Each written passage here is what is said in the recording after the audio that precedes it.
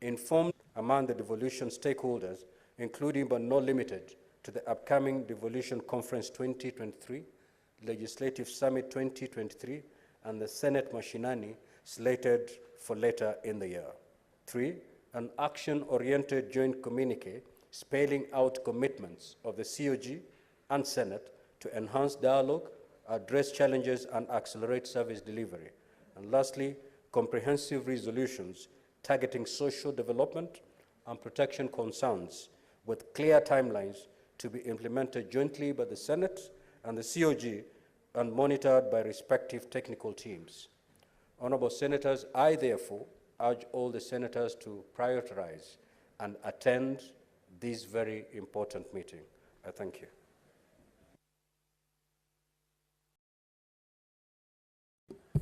Next order.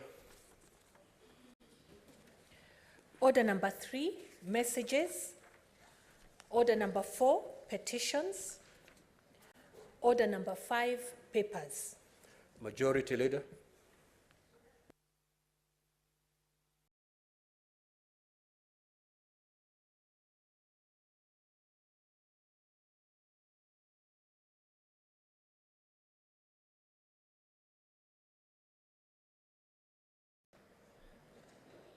Honorable Speaker, on behalf of the majority leader, I beg to lay the following papers on the table of the Senate this 8th June 2023. Number 1, report of the Auditor General on the financial statements of Makueni County State and Public Officers Car and Mortgage Loan Fund for the year ended 30th June 2022. Number 2, report of the Auditor General on the financial statements of Machakos County Assembly, Housing and Car Loan Scheme Fund for the year ended 30th June 2022. Number 3, report of the Auditor General on the financial statements of the county governments of Nyamira County Revenue Fund for the year ended 30th June 2022. Number 4, report of the Auditor General on the financial statements of the county government of Nyamira Receiver of Revenue statements for the year ended 30th June 2022. I beg to lay. Next order, Clerk. Order number 6, notices of motion. Order number 7, questions and statements. Statement pursuant to Standing Order 53-1, the Honorable Senator Christo Asige.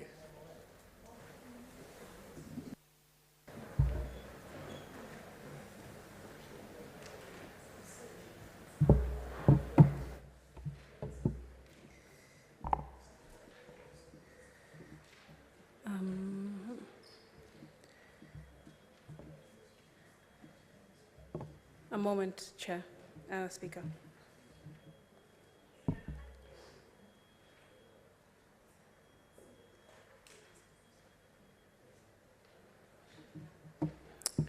Thank you, Speaker.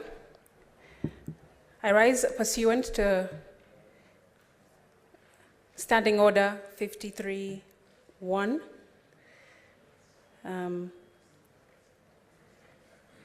To seek a statement from the Standing Committee on Labor and Social Welfare regarding enforcing the 5% employment quota for persons with disabilities in public sector recruitments. In the statement, the committee should confirm whether the national government, through its ministries, such as the Ministry of Defense, and state agencies, such as the Kenya Revenue Authority, which in recent adverts advertised for 1,500 and 245 job openings respectively, have complied with the legislative requirement to reserve 5% of the advertised positions for PWDs. Explain the mechanisms put in place by the Ministry of Public Service, Gender and Affirmative Action to ensure that public sector entities such as KRA adhere to the 5% rule during recruitment processes, stating how this compliance is audited and enforced. Address the broader concern of the need of regular compliance checks on public sector recruitments so that the 5% quota for PWDs is consistently respected and applied, and state measures the ministry is taking to raise awareness and understanding of the 5% rule among potential employers in the public sector. I thank you. Next, Senator George Mbugua.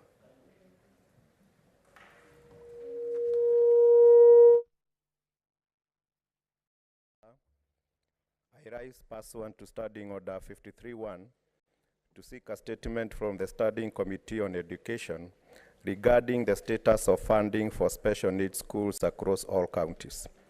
In the statement, the committee should, 1, confirm whether the government has increased the capitation to learners in special needs schools by 50% and ring-fenced the 15% of all public-funded bursaries to pupils with disability as it had undertaken in its bottom-up economic transformation plan of 2022-2027.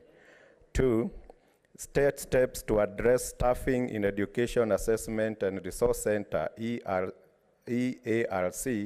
considering that special officers have retired and have not been replaced, particularly in Nairobi County, where only 3 EARC officers serve 17 sub-counties. And 3, address the discrepancy in infrastructure between regular and special needs primary and secondary school, stating the budgetary allocation for all special needs schools in the financial year 2023-2024. Thank you, Mr. Speaker. What is your point of order, Senator Chirange? Mr. Speaker, I raise under Standing Order number 1. Mr. Speaker, I request your indulgence. If you look at statement number 1 and number 2, it concerns our unique nature of our population, especially the PWDs. I'll request using your Standing Order number 1, at least like you did last time, maybe 1 senator or 2 senators both sides, so that the what Senator Crystal Lasike and what Senator Mbugua is raising, we can just quickly maybe unlimit our time to 2 minutes, Mr. Speaker. And my number 2, Mr. Speaker, I want to bring your attention, and I will request your ruling at the end of this statement hour. You are aware that some county assemblies, Mr. Speaker, sir, have gone on strike, the MCAs, and you remember we had a discussion. I was seeking your indulgence, understanding order number 1 again, if you can request the Committee on Devolution, maybe to give us progress report, maybe by next week through your indulgence, Mr. Speaker, because I'm informed that a number of county assemblies will keep shutting down in the last part of this week and next week, Mr. Speaker. Those are my just 2 interventions. Thank you for intelligence. Thank you, Senator Chirange. I'm afraid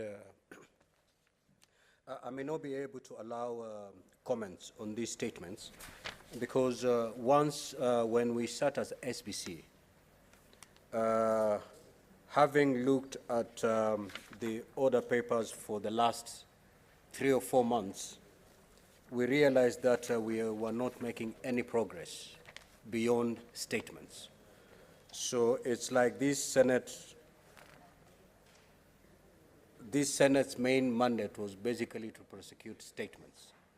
And we were not prosecuting our main mandate, that is processing bills. And therefore, I deliberate, it may be painful, but it was necessary that we leave the committees to handle statements. Once a senator rises to request for a statement, to save time, we commit that particular statement to the select committee and then move to the next. Senator Chirange, if you look at the order paper today, you have a bill.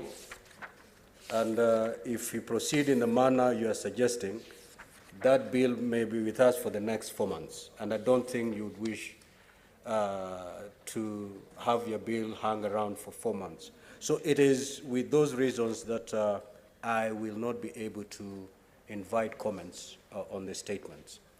Senator, yes, Senator Wambo.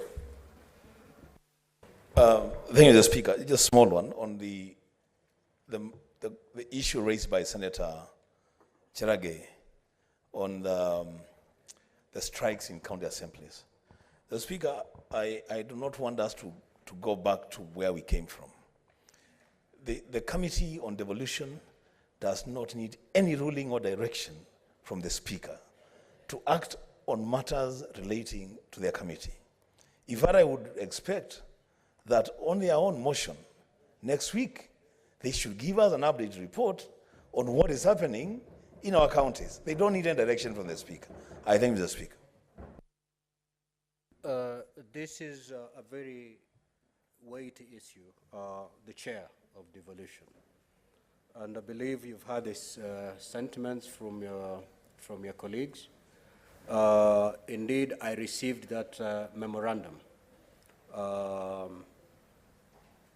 And I think you are the door to these assemblies as far as the Senate is concerned. So by next week, possibly by next week, you should be able to be giving the Senate a progress report on how you're handling these matters. And if need be, then you can even invite, depending on the kind of progress you're making, we may either come up with different interventions or maybe allow you to proceed in the manner that you'll be allowing. But it's good to give the Senate some progress reports and the challenges you're facing, because the Senate, as a plenary here, it's also here to help you succeed in the mandate of your committee.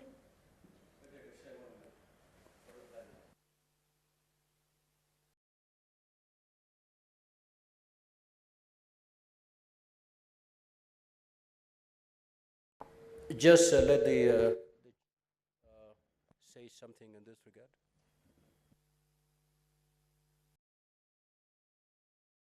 You need to go on record. The reason we have these microphones is because we cannot be heard. On. Yeah, proceed. Okay. Proceed, Okay. Senator Bat. That is there. I mean, Honorable Speaker, I think I've had the issue that we'll have a meeting from tomorrow with the CAF guys in Nakuru. So the process is still on. I think we'll be able to give you a report by next week, God willing. So by next week, Wednesday, we expect a progress report. We'll do that. Thank you. Senator Edwin Sifuna. That statement is dropped. Senator Hamida Kibwana. Proceed.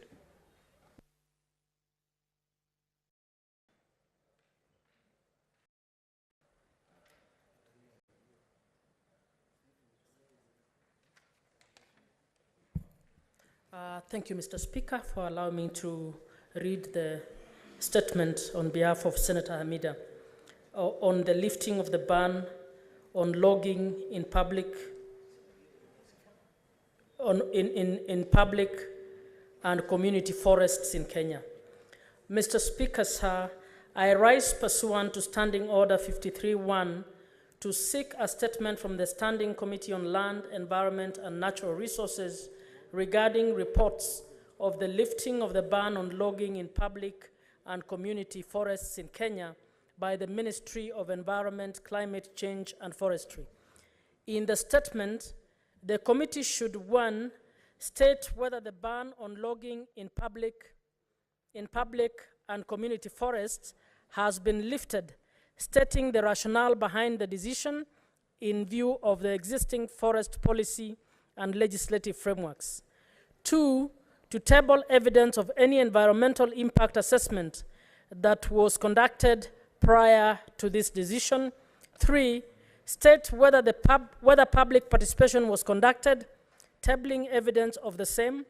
And 4, state measures in place to ensure the sustainable management and preservation of forests given the imminent threat posed by commercial and illegal logging. Senator Hamida Kibwana. Thank you.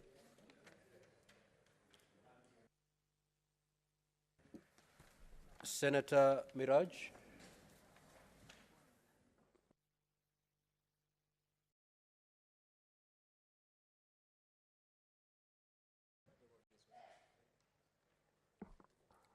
Asante Bwana Spika. nimesimama kwa mujibu wa kanuni ya kudumu ya 53(1) kuomba kauli kutoka kwa kamati ya kudumu ya leba na ustawi wa jamii kuhusu maslahi na ustawi wa mabaharia nchini Kenya. Katika taarifa hiyo, kamati iangazie yafuatayo. Ieleze ni hatua gani serikali inachukua kuhakikisha uzinduzi rasmi na utendakazi wa baraza la mishahara ya wafanyikazi wa baharini, ikizingatia kwamba mabaharia wanasalia kuwa kwenye kipato duni nchini Kenya. Pili, iarifu Seneti sababu zinazopelekea ucheleweshaji wa uchapishaji wa vitambulisho vya mabaharia, ikieleza kwa kina ni mipango gani serikali inafanya kuhakikisha zoezi hilo linatekelezwa kwa upesi ili kuwapa fursa mabaharia kuweza kuingia nchi mbalimbali ulimwenguni. Tatu, ipendekeze utekelezaji wa sera ya mgao wa mshahara wa mabaharia na kuwalazimisha wamiliki wa meli kutuma 60% ya mshahara kwenye akaunti za mabaharia hao nchini Kenya zikiwa katika sarafu ya dola. Na 4, kupendekeza kuajiriwa kwa wakaguzi wa wafanyikazi wa baharini mahususi wa kusaidia kufuatilia maslahi ya mabaharia wanapotoka safarini. Thank you. Next order. Order number 8, the Employment Amendment Bill, Senate Bills number 11 of 2022, second reading.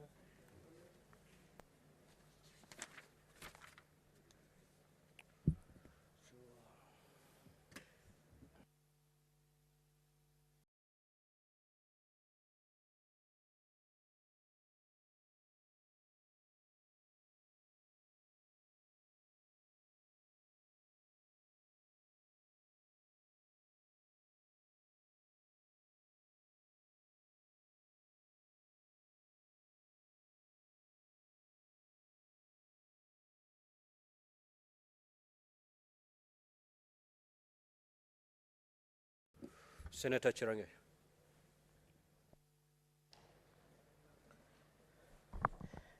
Thank you, Mr. Speaker, sir.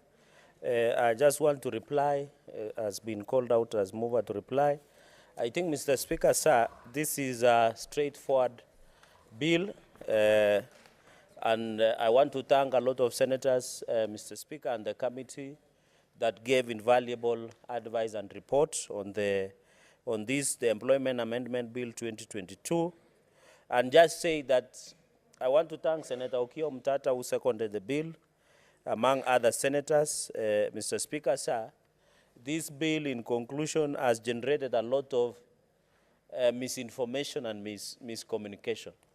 The right to disconnect will be guided by the law, Mr. Speaker, and I think many people have said that I'm pushing, and the Federation of Kenya Employers, Central Organization of Trade Union, among others, Mr. Speaker, have raised concern about this bill, Mr. Speaker. But I want to say, Mr. Speaker, with post-COVID, during COVID pandemic, Mr. Speaker, we were able to learn, Mr. Speaker, a lot of working from home, remote working, using Skype, using Cisco, using other applications, Mr. Speaker, including Teams even in our judiciary, Mr. Speaker, where we were working from home and working virtually. So this bill is informed, Mr. Speaker, with what we experienced during COVID, where even the Senate was working virtually, and we were having an hybrid, Mr. Speaker. And therefore, right to disconnect is not right kupiga sherehe, as many young people would imagine, that on Fridays you are not supposed to be called by your employers, Mr. Speaker, or you are not supposed to be called beyond working hours. What I'm just saying in the right to disconnect is this bill has been implemented in most countries, Mr. Speaker. Kenya will be one of the, Mr. Speaker, countries in Africa, if this law is assented to by the President, to proceed with the right to disconnect, Mr. Speaker. And therefore, this is very important that the working environment, we need to encourage and ensure, but we don't need to abuse, Mr. Speaker. I have indicated that some employers are mischievous, where they send emails beyond 4:30, 5, Mr. Speaker, at that opportune, Mr. Speaker, and therefore they send and demand that by 8, Mr. Speaker, that work should be ready, Mr. Speaker, sir. And not knowing that all of us here, both men and women, have other obligations between 6 p.m. in the evening up to 6 a.m. in the morning. And therefore, that right should be respected. Mr. Speaker, the right to privacy should be respected. Right to family time, Mr. Speaker, where people have quality time to spend with family. Mr. Speaker, family is a social basic unit. Mr. Speaker, you saw the old man with the art, the great president of the Republic of Uganda, President Yoweri Kaguta Museveni, Mr. Speaker, and we wish him well as he recovers. He has addressed the nation, and he said he has tested positive for COVID. He signed the anti-gay law, Mr. Speaker, in Uganda. And therefore, we need to lead. We need to lead in Kenya, Mr. Speaker, and therefore encourage remote working, Mr. Speaker. The reason President Museveni, Mr. Speaker, was signed that into law is to protect the family unit. We must protect the family unit because it's a basic. Mr. Speaker, when you are in your house, you can imagine your spouse, you are expecting to be prepared with chicken soup, Mr. Speaker. You know, I neighbor people who love chicken, especially free range, not the broiler. I know there are people who eat other things in this town, like they want broiler or kienyeji. But when you are somewhere, Mr. Speaker, and your stew is being prepared by your spouse, you see the employee sending messages of email, SMSs of work. You know, even it distracts you with what the Lord ordained us to do. Because some employers even send at midnight, Mr. Speaker, when we should be proceeding with other serious matters as ordained by the Holy Book of Procreation. So, Mr. Speaker, number 3 is that this bill does not give right. I've said this bill gives right to engage at an opportune time. You need to agree. What I'm just transferring colleagues and members and friends and leaders and even our visitors is to create a structured engagement. You know now if you work virtually, no one will pay you for overtime. Now I'm bringing a law that will ensure if you work virtually beyond working hours as stipulated by the Employment Act, you are supposed to be compensated. So I'm just enriching and ensuring that Article 41 on labor rights under the Constitution of the Republic of Kenya, Mr. Speaker, is sure.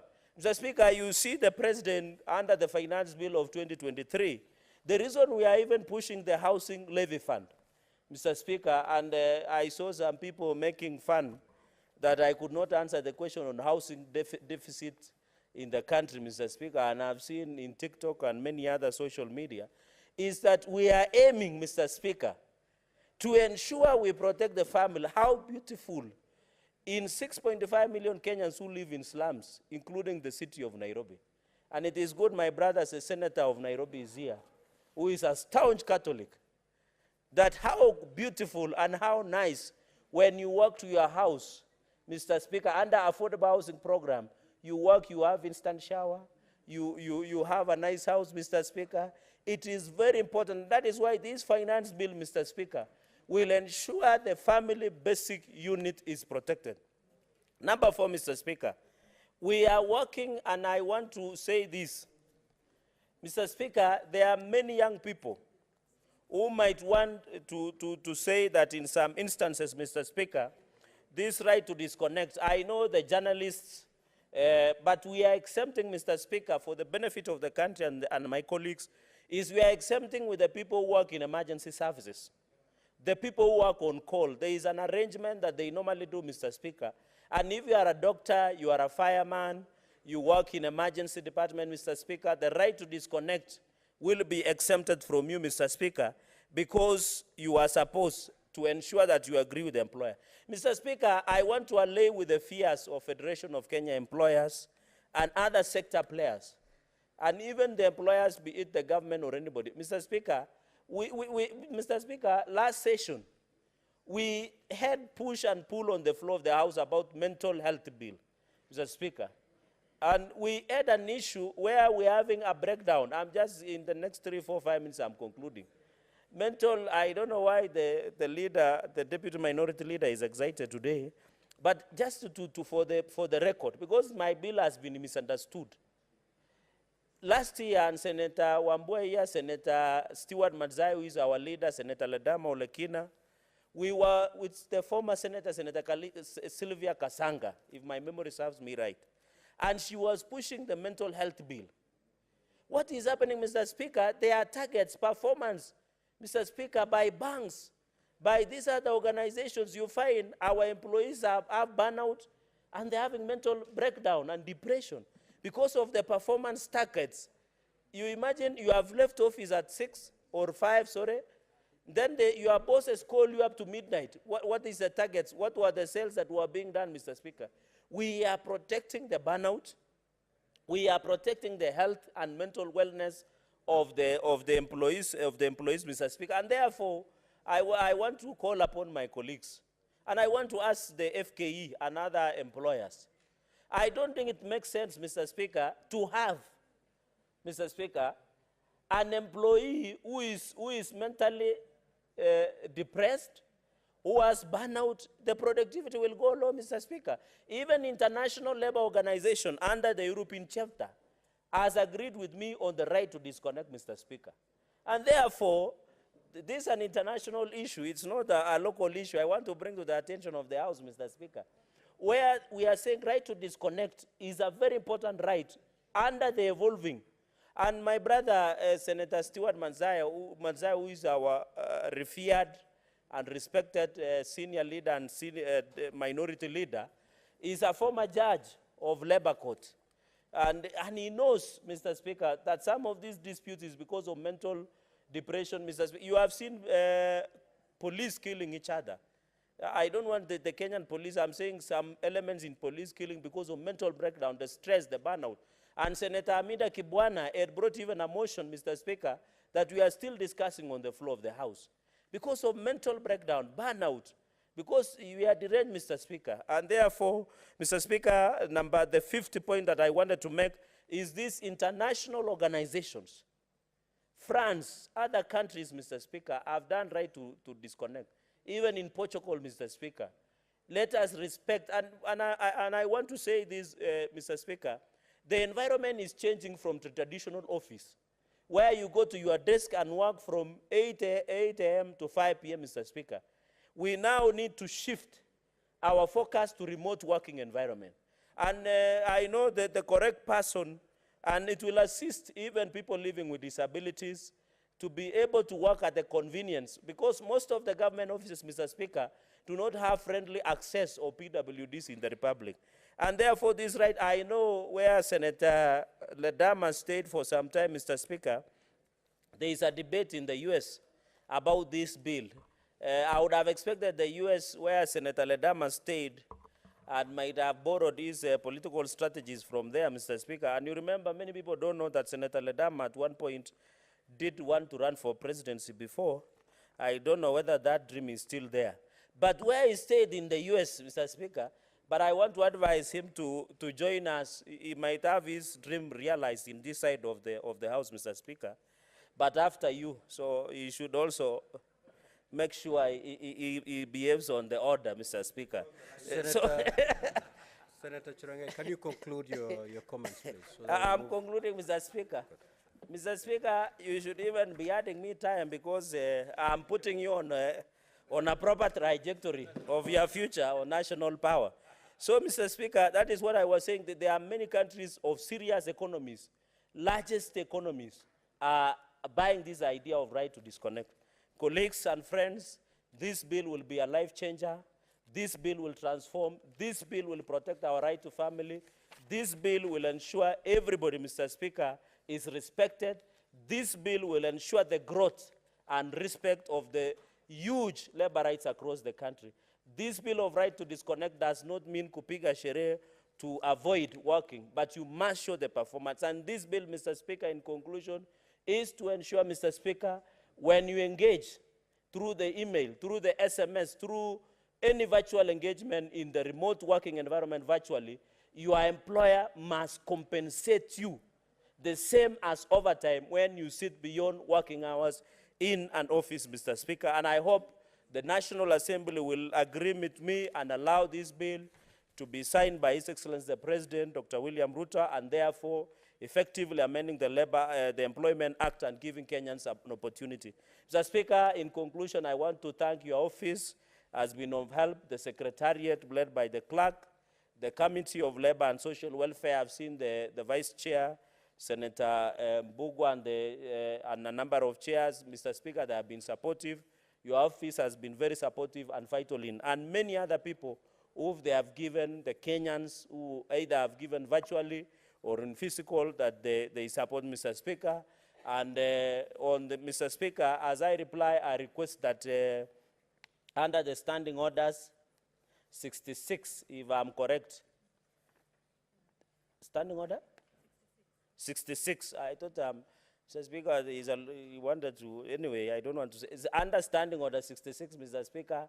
I request that the putting of the question for division be deferred until appropriately guided by the House. With those opening remarks, thank you, Mr. Speaker. I beg to reply. Thank you. Division on that bill is deferred until otherwise advised. Now, honorable senators, at this juncture, I will move to rearrange the sequence of the order paper pursuant to Standing Order 45-2. Now, if you go through your order paper, you see the order number 10, the county allocation of revenue bill. This is a bill that has some statutory period within which to be processed and finally concluded, and therefore we will start with that order. Thereafter, I will give further guidance on how we're going to move after we are done with that. Clerk, kindly proceed to call that order.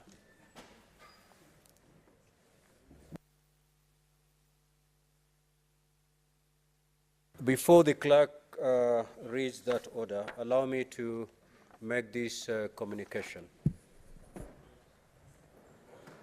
Honorable senators, in the public gallery, we have 72 students accompanied by 3 teachers from Mukaa Girls High School in Makueni County who are in the Senate on an education tour.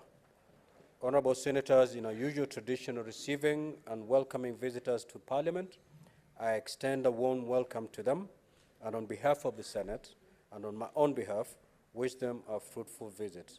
I will allow Senator Wambua just 1 minute to say a word of welcome.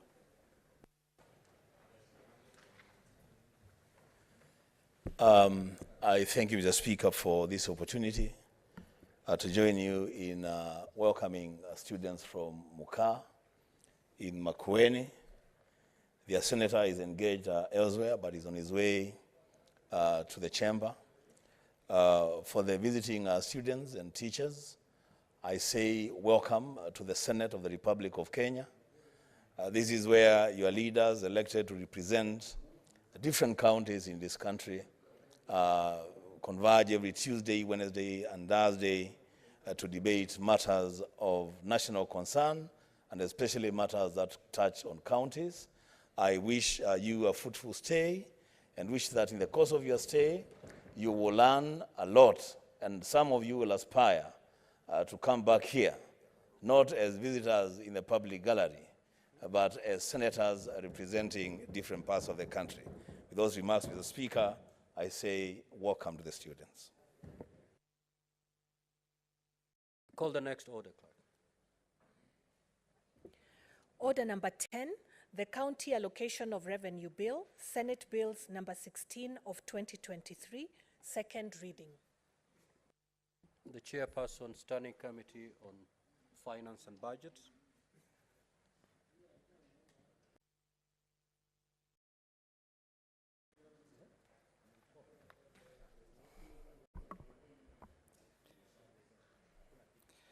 Mr. Speaker, sir, thank you very much for the opportunity to present on the second reading of County Allocation of Revenue Bill 2023. Mr. Speaker, the County Allocation of Revenue Bill 2023, Senate Bill number 16 of 2023, was published on the 27th of April 2023 and read in this House for the first time in the sitting held on the 2nd of May 2023. The bill was introduced, the bill was then assigned to Senate Finance Committee, the Committee of Senate Standing Committee of Finance and Budget for further processing.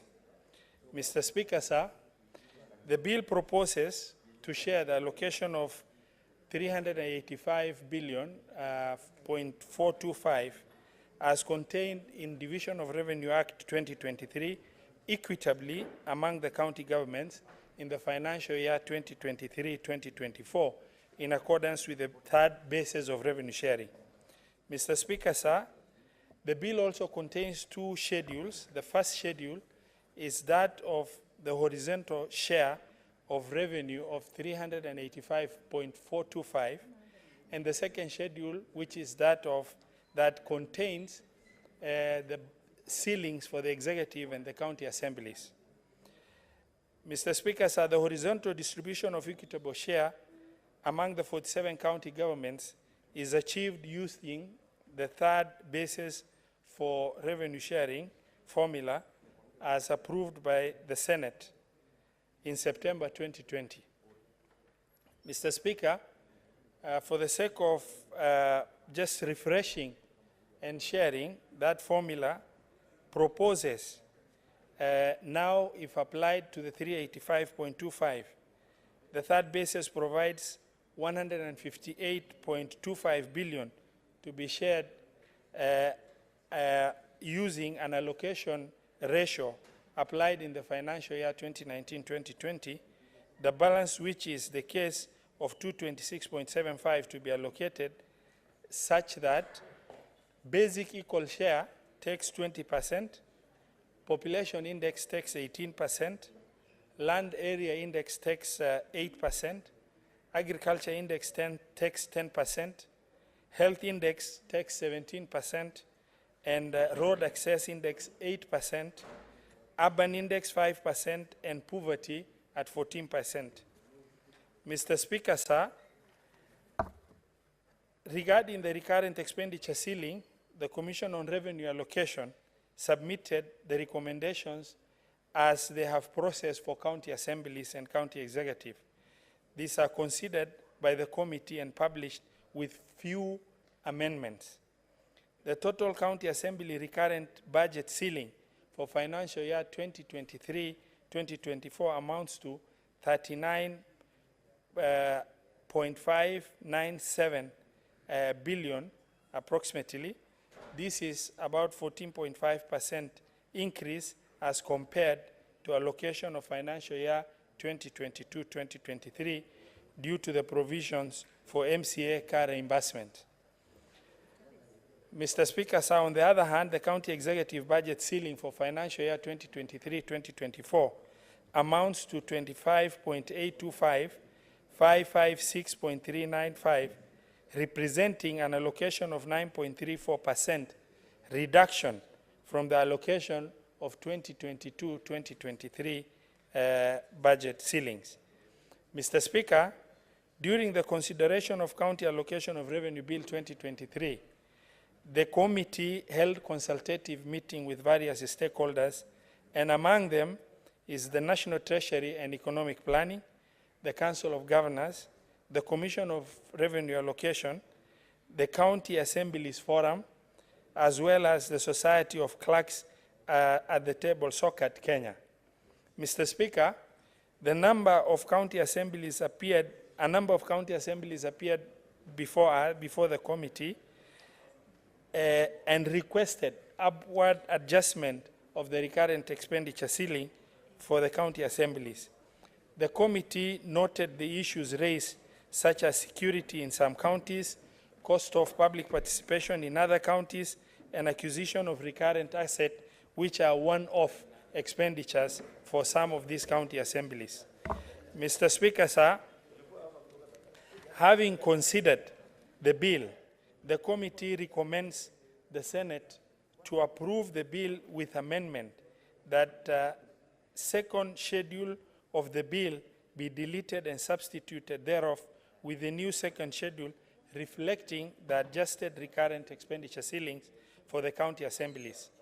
Mr. Speaker, sir, it's worthwhile to note that there is some air of emergency around the passage of this bill because the county assemblies are required to pass their budgets by 30th of June 2023.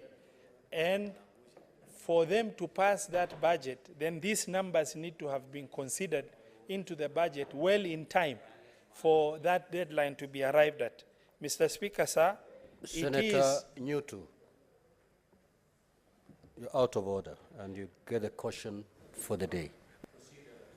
Thank you very much, Mr. Speaker. Mr. Speaker, sir, it is the considered opinion and request of this committee that we expeditiously pass this county allocation of revenue bill in order to facilitate for the county assemblies to be able to factor in all the numbers as accurately as possible to minimize future necessity for amendment, and as well to make sure that we pass the bill in time for that consideration to take shape to meet the deadline of passage of county budgets by 30th of June.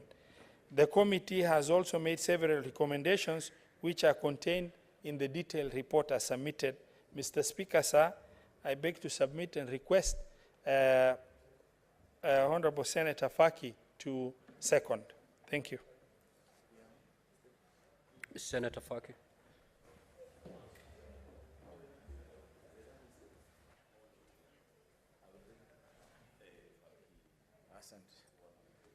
Asante Mheshimiwa Spika kwa kunipa fursa hii kuunga mkono mswada wa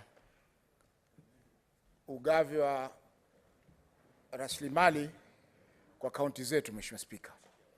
Mheshimiwa Spika, mgao wa rasilimali za kaunti mwaka 2023 ni sheria muhimu ambayo inagawanya fedha kutoka kwa zinazotoka kwa serikali kuu kuja kwa serikali za kaunti.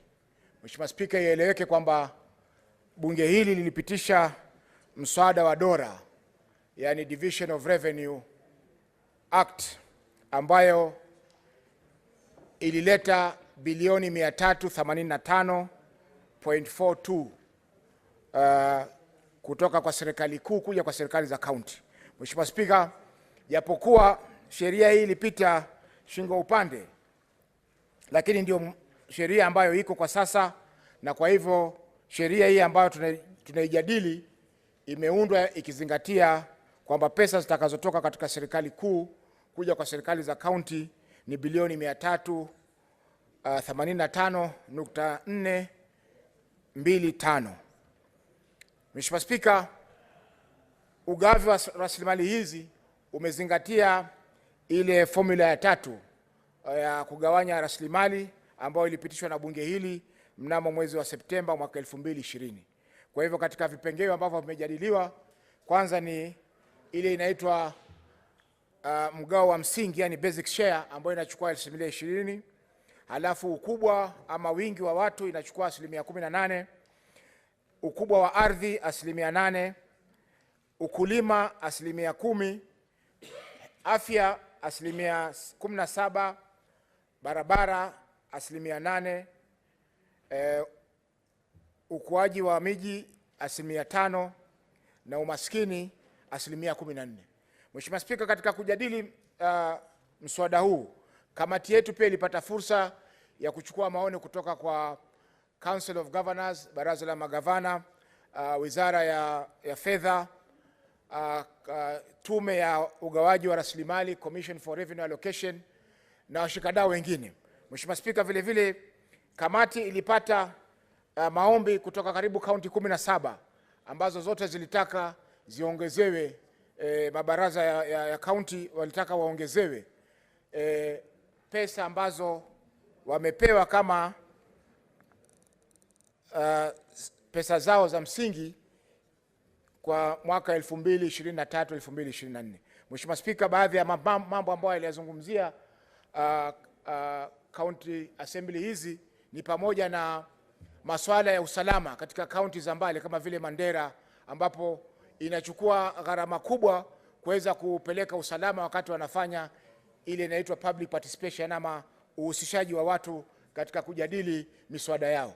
Mheshimiwa Spika, pia masuala ya assembly mpya kujengwa na vile vile pia kupata vifaa vya kisasa kama vile Hansard imekuwa ni donda sugu katika zile kaunti ambazo zimejenga assembly mpya. Na vile vile Mheshimiwa Spika, kuna ofisi pia za wabunge wa county assembly ambao kaunti zao hazina ofisi zile na zinapaswa kupata huduma kama vile furniture na mambo mengineyo. Kwa hiyo Mheshimiwa Spika, tuliweza kuangalia mambo hayo na vile vile tukatoa recommendation mapendekezo kwamba hizo fedha ambazo walikuwa wanagawiwa ziweze kuongezwa ili kuhakikisha kwamba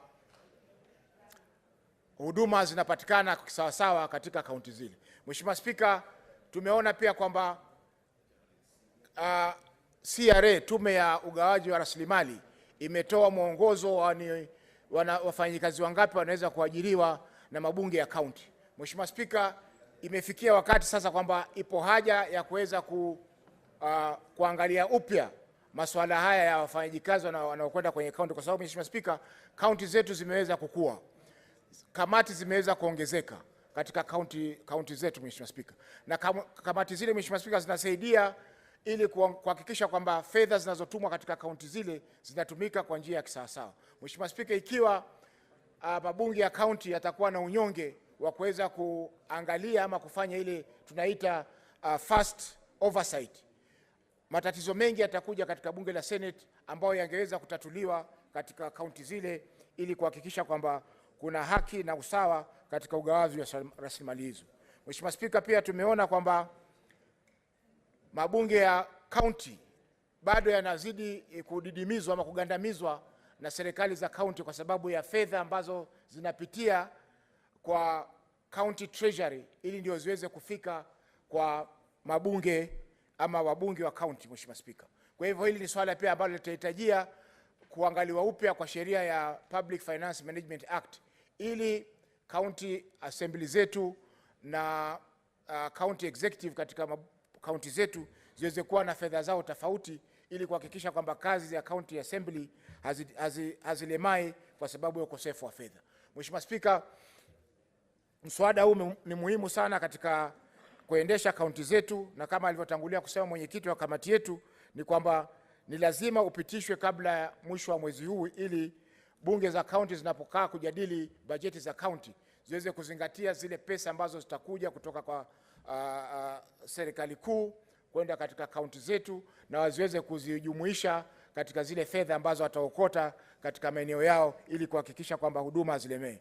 Mheshimiwa Spika, wakati tunajadili msaada huu, ripoti zilizoko ni kwamba zaidi ya county assembly 14 zimeweza kufunga kazi kwa sababu ya ukosefu wa fedha. Kwa hiyo Mheshimiwa Spika, ni muhimu kwamba serikali izingatie ile inaitwa disbursement schedule ambayo inapitishwa na bunge hili wakati wakati wanapotuma pesa kwa kaunti zetu, kwa sababu bila hivyo huduma zitalemaa katika kaunti zetu na ile ndoto ya kupata ugatuzi na kuhakikisha kwamba kila mwananchi anapata huduma kutoka kwa kaunti zetu itakuwa imefifia. Mheshimiwa Spika, kwa hayo mengi naunga mkono na mswada huu. Asante. Honorable Senators, before I propose the question, I have this communication to make. Senator Mazayo.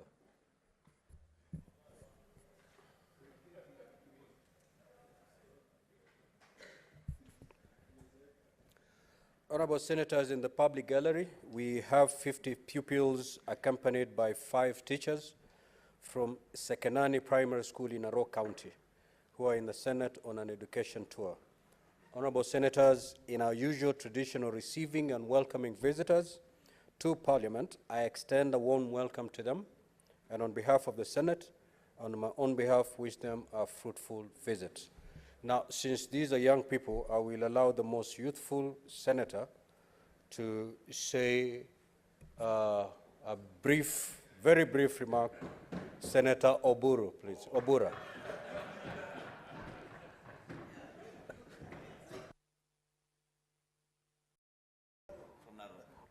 Yes, thank you. Thank you, Mr. Speaker, for giving me an opportunity to welcome these young people to the Senate. Mr. Speaker, I think it is an honor for us that these young people choose the Senate to come and learn something about legislation and about the leadership of this country. Mr. Speaker, it is very, very advisable that when young people come here, we give them words of encouragement. And Mr. Speaker, I would like to encourage these young people to adapt the principles of hard work and also adapt the principles of discipline. Mr. Speaker, discipline is one of the cardinal principles of success in the life of young people. Mr. Speaker, if you are not disciplined and you don't obey your teachers, you don't obey your parents, and you get into the bad habits which is now affecting most of our schools, particularly young people, are getting engaged in drugs and in bad habits which spoil their futures. I want to tell them that all those things which like enjoyments and so on are still ahead and they will enjoy as much as they want. But this is not the time for them to enjoy. This is the time for them to work hard, obey their teachers, and also obey the principles of hard work, and also obey the parents, because your parents are working very hard at a time, Mr. Speaker, when the economy of this country is going through a lot of hardship, Mr. Speaker, and they must know that the burdens which are being borne by their parents to bring them here to pay for their school fees is all through a lot of sacrifice, not because in future they will help their parents, Mr. Speaker, but because their parents expect them to be independent and to support their own life, future lives. So it is upon them to work hard, and I really welcome them and appreciate that they have chosen to come and be with us here in the Senate and see how their leaders are speaking and giving some very, very good leadership guidance to the country. Thank you, Mr. Speaker, sir, for the opportunity. Senator Ledama, you have under 1 minute to make your welcoming remarks. Thank you, Mr. Speaker. Mr. Speaker, on behalf of myself and also of this House, I want to welcome the students from Sekenani Primary School. Mr. Speaker, Sekenani is in the greater Masai Mara region, where Narok County, and it's actually very interesting that today we are talking about the Kara. Narok County generates most of its own source revenue from the greater Masai Mara. But one of the challenges that we face in that area is that most schools are still lagging behind. In fact, I'm actually very happy that these students are here today, and I was just having a conversation with two of my colleagues, Senator, the chair of budget, and that we talked about visiting the school, and I'm happy that they have committed to be able to accompany me to go to the school in Masai Mara so that we can be able to go and build a dormitory for the young girls. So this is something which is highly commendable. Senator Kamar has also indicated clearly her support towards education. She's only asked me to tell the students that you have an opportunity to be able to become great leaders. You have been honored by this House, and particularly to be given an opportunity to be welcomed by the most youthful senator that we have in this republic. You can see that he is a attestation of hard work and being determined that even them can be able to come here. So I welcome them, and of course, after this, I will be joining them so that we can enjoy some lunch together, and at least they got a chance to see what is happening in this Senate. I thank you, Mr. Speaker. Honorable Senators, I now propose the question that the County Allocation of Revenue Bill, Senate Bills number 16 of 2023, be now read a second time.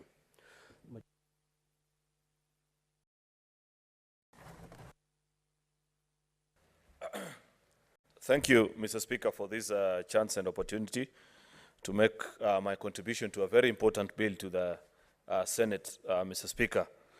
Mr. Speaker, after we do the horizontal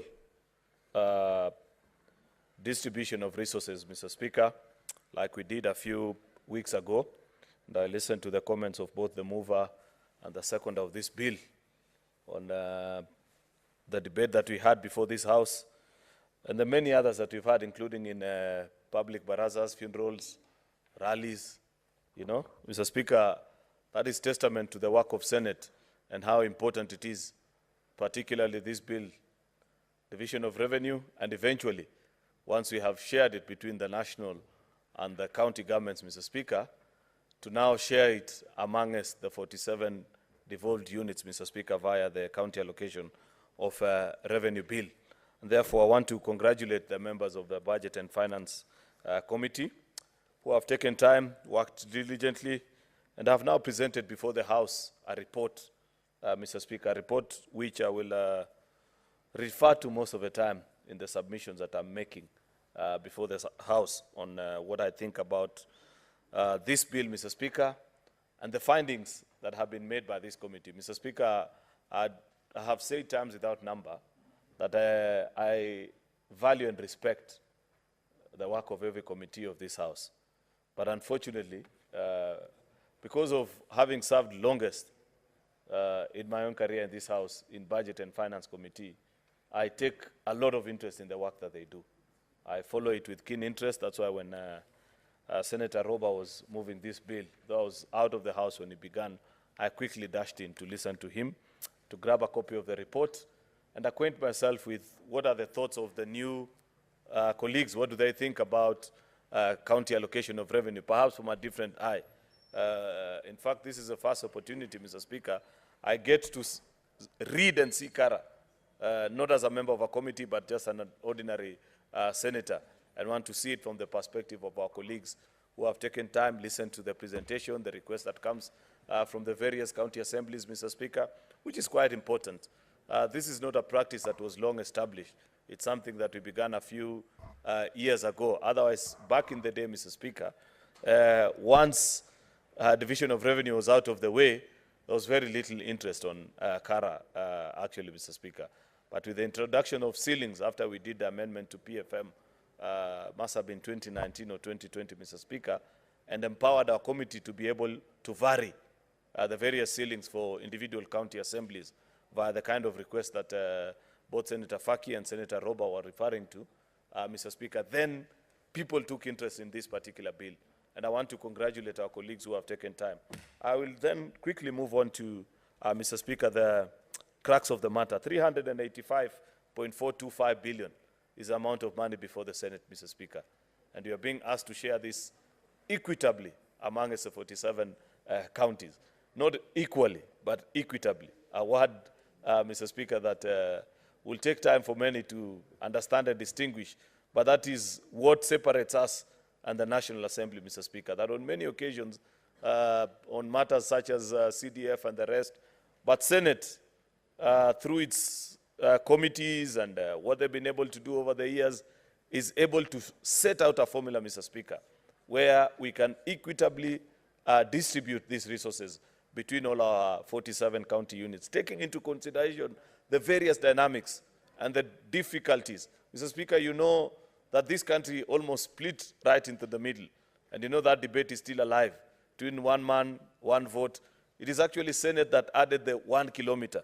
Because we said, Mr. Speaker, that every inch of this county matters, of this country matters to us, Mr. Speaker. And we said, while it is possible to carry on the dreams and the aspirations of those that come from densely populated counties, Mr. Speaker, like yours truly, we cannot forget or leave behind those that comes also from sparsely yet very expansive counties, Mr. Speaker, that we were able to point to the country Mr. Speaker, at that particular time, that every inch of this country is important. That though you may feel at this moment in time that for one reason or the other, that particular part of the country is not important to you, eventually you will come to understand that there is a correlation between a thriving Mandera and a thriving Kericho, Mr. Speaker, the county that I represent in this House. That there are things which, if they were to go wrong in Marsabit, Samburu, or any of these other far-flung counties, Mr. Speaker, have a direct correlation on us as the people of Kericho, Kisumu, whichever part of the country that you come, Mr. Speaker. And therefore, this bill, Mr. Speaker, is an application, actually, of that particular formula. And if you read through the report, Mr. Speaker, the 385.452 is spread out via the table and schedule that has been issued together with the bill. Actually, after the work is done, Mr. Speaker, then what remains is pretty much a plug-and-play exercise. Because the minute you've determined the how, the bigger question then is how much, Mr. Speaker, and once those two are determined, then the other part that our colleagues in Budget and Finance Committee had to consider is the various ceilings. And I like, Mr. Speaker, to just point out that while reading through the bill, Mr. Speaker, I read through the report, and of keen interest to me, Mr. Speaker, are the various observations that have been proposed before eventually gathering the conclusion of the committee via the recommendation. Mr. Speaker, the committee informs us that they have taken concern, serious concern with the approach of CRA, Commission for Revenue Allocation, Mr. Speaker, on the approach of allocation for public participation component under the operations and maintenance expenditure. It doesn't fully take into account the unique needs of each county. Several counties have requested for an increase in allocation due to the cost associated with the vastness of these various counties, Mr. Speaker. And it's fairly straightforward to us that while you may want to distribute it equally amongst us, Mr. Speaker, you know that for a fact that many of us that come, say, from the western side of the country, our counties are densely populated, but do not have the geographical expanse, Mr. Speaker, to carry out a public participation, for example, in my county, wouldn't be the same amount, Mr. Speaker, of what it will take to do the same in Turkana, Garissa, even Kitui, Mr. Speaker, which we visited 3 years ago. I didn't know, Mr. Speaker, how expansive Kitui was until we did Senate Mashinani. It was the first time that we got to travel around. And there were days that we leave for committee engagements, Mr. Speaker, and you leave at 6 in the morning because you're supposed to make it to a meeting at 10. 3 hours and you're traveling within the same county, Mr. Speaker. I don't know how it will be like in Turkana, because Turkana is almost 2-3 times the size of Kitui. And basically that's what the committee are saying and observing in the agreement with CRA. We shall continue to have this conversation because that is a work and that is a raison d'etre for this House, Mr. Speaker. That's why we exist as a Senate, to look into the uniqueness of each of our devolved units and try to carry them on board as we make decisions, as we consider. Of course, Mr. Speaker, the committee has told us as well that they note with great concern that counties continue to incur high costs associated with provision of legal services such as litigation, thereby further straining the resources available for development, Mr. Speaker. This is something that, Senator Roba, you will realize that human behavior is not static. It changes with time. And you know, the kind of work that we do is almost like a policing exercise as senators. The kind of audit issues that this House used to deal with, and I say this, Mr. Speaker, as somebody who has been in this House for quite a while, the audit queries that we used to deal with here, 2013 to 2017, are not the same with what I see nowadays, Mr. Speaker. You know, it reminds me of what Chinua Achebe says in his book, that when that Enugu, I think it was Enugu the bird, I forget the exact name of the bird, Mr. Speaker, that when men learned how to shoot without missing, then that particular bird also had to learn to fly without patching. Majority Mr. Speaker. Leader, the name of the bird is Eneke. Eneke, thank you, Mr. Speaker. Thank you for reminding me. Eneke is the name of a bird. And that's, Senate must become like Eneke as well. We must learn that as various intrigues continue to be witnessed in our county assemblies, we cannot come with the same mentality of 2013 to 2017. Previously, you'd hear misappropriation tenders that are being fixed here and there, but because of the vigilance of Ethics and Anti-Corruption Commission, you see a lot of corruption in our county governments via this particular item that is being flagged by the Committee of Budget and Finance, Mr. Speaker. That you find a particular county an allocation of maybe 6 billion shillings, yet dedicating in excess of 500 million to legal services. What is this that counties are paying for, Mr. Speaker? Mr. Speaker, we must stand out and we must stand up, Mr. Speaker, against this and find ways. Either you put a cap, like we have done on all these other things, including, Mr. Speaker, the budget to the various county assemblies, that you know that as a county, if this is your allocation, then you cannot be spending more than a particular amount, 1%, 1.5, 0.5 on legal services, Mr. Speaker. I say that because I know what goes on in our counties. And I agree with our Budget and Finance Committee, Mr. Speaker, when they flag out and say, this is an avenue for corruption. Many of these legal services that are being paid for do not even cost that particular amount, Mr. Speaker. And it's unfortunate that as Senate, we have continued to condone this kind of behavior, Mr. Speaker. Therefore, it is my proposal, Senator Roba. Remember, one of the practices we have already established in this House in this particular term is that apart from just flagging out malpractices and maladies that are in our county, we must equally propose legislative mechanism of addressing those challenges. Therefore, I expect you as Budget and Finance Committee to be proposing and leading this House later with an amendment to the PFM on how this particular item is to be handled and dealt with, Mr. Speaker. If you go through all these counties, all of them actually have an office of the office attorney. I think we passed the office attorney bill either this term or late last term, Mr. Speaker. Yet, they are the same lawyers. They went to the same, they were taught by the same professors. Yet, for one reason or the other, you feel that you stand a better chance when you take your case to be handled by a lawyer outside of those that you have employed within the county government. Then you'd rather strike out those legal units so that you use whatever you pay for salaries to be what you can share with these various law firms that are being proposed and handling these legal cases, Mr. Speaker. Of course, there are counties, Mr. Speaker, that have continued to submit requests for additional staffing to various departments. The committee notes that the Senate resolved in May 2021, I recall this very well, Mr. Speaker, that county assemblies should rationalize their staff to the CRA staff capping of 100 by June 2023. To this extent, the committee cannot allow for additional recruitment of staff to a level exceeding 100. Mr. Speaker, this is one of the biggest failings of this House. And I say this fully conscious as a leader, knowing that we have failed and let down our people. It's not just about county assembly, Senator Roba.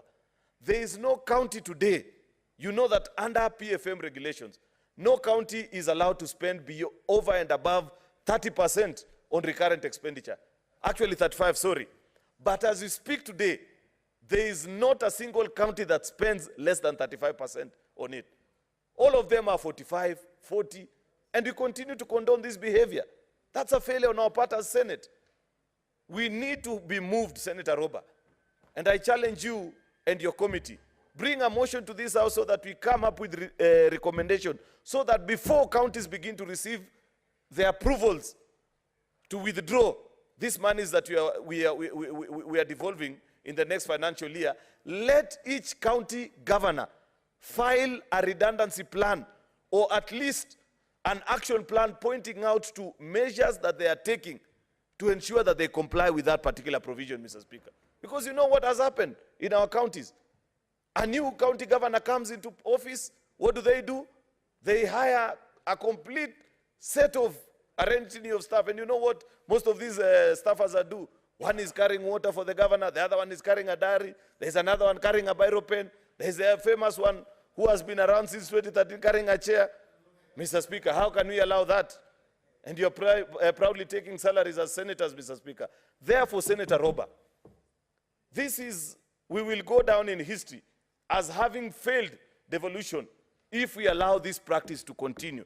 I will tell you for a fact, and you know this because you have been a county governor, that the first set of governor like yours, like yourself, our Speaker, and many others, keenly observed this provision of the law and kept it below even 30% for many of these counties. But subsequent county governments, especially the counties that have had the unfortunate incident, I call it unfortunate because it's actually an unfortunate incident of having more than 2 governors at this particular time.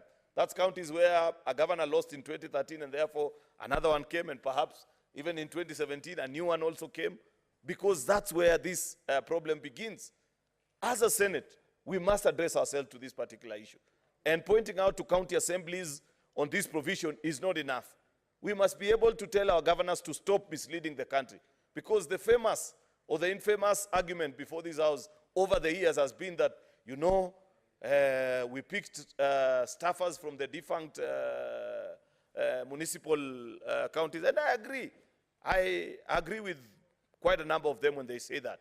But you know for a fact that many of those staffers, a good number have already retired, yet while they retire, they actually open up, because if you look at the amount, Mr. Speaker, that used to be earned by staffers of the defunct municipalities, is almost double or triple what the ordinary staffers earn presently. People are being hired for 30, 40, 50,000. But if you check the drivers that used to be hired at that particular time, because there were smaller units, and you understand the tools of governance weren't as strong as they exist presently, Mr. Speaker, then you'll find that somebody cheekily looks at it and says, driver so-and-so has retired. Their salary used to be 120,000. So what do? Instead of filling up that position with one driver, you pick now 6 of them and pay them 20,000 each, because you're trying to think and imagine that after all, I have all these supporters that I promise that I'm going to give them employment. Employment, Mr. Speaker, can equally be an impediment to development, because if you take money that was meant to benefit an entire village through a road, through medicine to their dispensaries, Mr. Speaker, an ECD class, and use the same to hire 4 or 5 people only from that particular village, have you developed that particular village, Mr. Speaker? You have denied the people of an entire village development opportunities, Mr. Speaker. And therefore, I want to request members of Budget and Finance Committee, Senator Faki, you're a lawyer and you know this is possible. Please lead this House in calling our counties to order. Let each and every county governor, that's your work as a governor, that's why you are CEO. It doesn't matter where you found that county to be in. File a plan with the Senate and say, County X. And you know, unfortunately, Mr. Speaker, we haven't been as diligent as possible as senators. You need to know that as Senator for Siaya, as Senator for Kitui, what percentage of my budget is going to development, what percentage is going to recurrent. Once you know that, expect of your governor to file in this House a plan so that you know that by 2027, Mr. Speaker, we have forced our counties to spend in excess of 65% in development activities, Mr. Speaker. Otherwise, what will have happened, we will have simply turned our county governors into paymaster generals. There are county governments, Mr. Speaker, that are spending 50-50. 50% on recurrent, 50% on development. That, or even more, actually, I'm informed, Mr. Speaker. That's really unfortunate. We are failing as Senate. I expect us that the committee will be able to lead us into that decision, Mr. Speaker. So what are the eventual recommendations, Mr. Speaker, of the committee? I see a deletion of the second schedule of the bill, setting out recurrent expenditure ceilings for the various county assemblies and county executive, and substituted with a new one. Of course, I want to believe this is in reaction to the request that came to you. And there is good justification. In fact, as Senate, you know, county assemblies are our brothers and sisters. Or they are our actually twin institutions. Without proper county assemblies, you cannot have successful implementation of devolution. You know the question that was brought here by Senator Cherargei yesterday, and we all made our contributions about what is happening in our county assemblies thanks to what SRC has done. Listening in on the good ideas that were being shared by colleague senators yesterday, and there are people, I think it was Senator Ojenda, who pointed out to us, and we all agree with him, that paying our members of county assembly well alone is not enough to empower that institution of our county assembly, Mr. Speaker.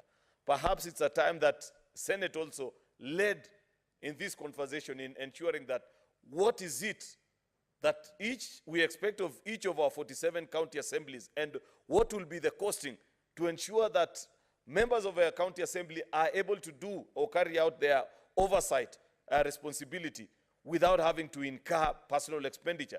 That when they go to inspect projects, what tools are we providing to these county assemblies in terms of personnel and the knowledge and skills that they need to check? Many a times, Mr. Speaker, if you expect an MCA, even you as a senator, to just with your ordinary eye, read through the bill of quantities and look at a bridge and expect to say, oh, I think this is in compliance with what the State Department expected of a road or a bridge, Mr. Speaker, is expecting too much. You need professionals to do this job. And we can actually capacitate our county assemblies by ensuring that these people exist and there is a way and mechanism of checking. Otherwise, if you expect, it's like an internal audit department of any organization, Mr. Speaker. You expect them to read and go through all these proposals, Mr. Speaker. Mr. Speaker, I know there are quite a number of my colleagues who want to make a contribution. This is a very important bill. I'll just say my last point, that there is a proposal also, Mr. Speaker, that actually within 90 days of the tabling of this report, county assemblies need to submit to CRA. And that's, Senator, why CRA alone and not to Senate as well? They need to file with this House as well, because we check on the operations of all the county government, which includes the county assemblies. Let them file, if it was possible, and this is something that you can amend later on when you meet as a committee. As they file with, with CRA, perhaps a copy needs to be filed with this House, so that we see how many are not in compliance with this regulation that this House, resolution rather, that this House passed in 2021 on the number of members in each of the respective committee, county assemblies, the purposes of monitoring compliance with guidelines on committee composition, Mr. Speaker. Senator Ojenda mentioned to us yesterday that in his county assembly, you find a particular one member serving in 15 committees. You'd have to be a magician to be effective if you're serving in more than... Mr. Speaker, for those that have been here long enough, you know that the truth of the matter is that as a member of parliament, a member of county assembly, you can't be effective properly beyond 2 to 3 committees. That's a reality because of the demands of time and the many other things that you have to do as a member of parliament or a member of our county assembly. And that is what we are expecting of our county assemblies, Mr. Speaker, and I hope the same can be concluded. So, good job, Senator Roba. That's a proposal that we give to you as members of Senate. Of course, I see you have also gone further and tackled a very divisive issue that has been in this Senate for quite a long time. County-specific request. You know, I see a habit, and I say this with a lot of tremendous respect to my colleagues on the minority and majority side, a habit that is creeping into this Senate that wasn't there before, where before voting on a bill, one way or the other, people say, what is in it specifically for my people? While it's your primary responsibility, that alone cannot be your basis for vote on a particular matter, because in almost all matters that come before this Senate, Mr. Speaker, there will always be gainers on a particular front and losers in a particular front. If you make it your business to just look out for your own particular county, what about the day others will also say, on this one, we are not voting with you because your county is benefiting? And the truth of the matter, Mr. Speaker, is that there is no particular time where on your own you'll be able to raise or marshal the 24 delegations. You'll always rely on the collective spirit of all the 47 delegations that are in this House, Mr. Speaker. And by the way, people like Senator Wambua and the rest that have served in Senate long enough will tell you that many of these divisions are quite blood within a very short time in Senate. These ones of majority and minority. Before then, people caucus on need basis, and there are many things that happen in between. And therefore, I want to encourage colleagues that when a bill such as this comes before the House, it's not just enough to say, oh, because I say that because I know that they have dealt with county-specific needs, specifically Tana River, Kilifi County, Kajiado County Assembly, and eventually, I think those 3 counties, Mr. Speaker, county assemblies, that made specific requests to this House, Mr. Speaker. And I'm glad that our colleagues have requested it. We have done it before. We began with, when we first came to this house, Mr. Speaker, there are counties that did not have even offices for their governors to meet, because previously there were either districts or very small administrative units. This house, in its wisdom, because we consider that all the 47 units are important to this county, allocated to more than 5 counties. I think Nyandarua, I can't remember the other counties, Tharaka-Nithi, about 4 counties, for them to put up their headquarters. And we passed it here without much of a half. I never saw anybody say that, oh, why are you building a county assembly, a county headquarters for Tharaka-Nithi, yet I don't come from there.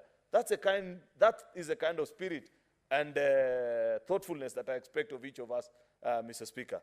Finally, Mr. Speaker, it's just a thought that I have shared, and I want Senator Roba and members of Budget and Finance Committee. This is now finally for the final time. I know I've said like 3 or 4 times, finally for the final time. What are we going to do on this issue of delayed disbursements? We have to think through it. We have to give proposals and even radical ideas to Treasury. Because if we expect Treasury to sort it on behalf of our county governments, perhaps they will never do it, Mr. Speaker.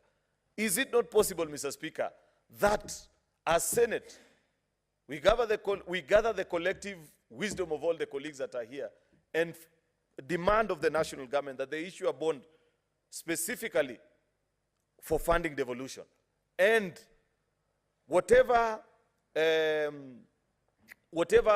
monies they attract on that particular bond, Mr. Speaker, be put in a consolidated account that we will have the national government continue to add on to that particular kitty as the years, as a month go by, Mr. Speaker, such that if you issue a bond of maybe 200 or 300 billion, Mr. Speaker, and I know it's not easy to attract such monies, but it is possible if we went out of our way. I have seen what World Bank has been able to do, the government of China, on a specific department like the roads department alone, Mr. Speaker.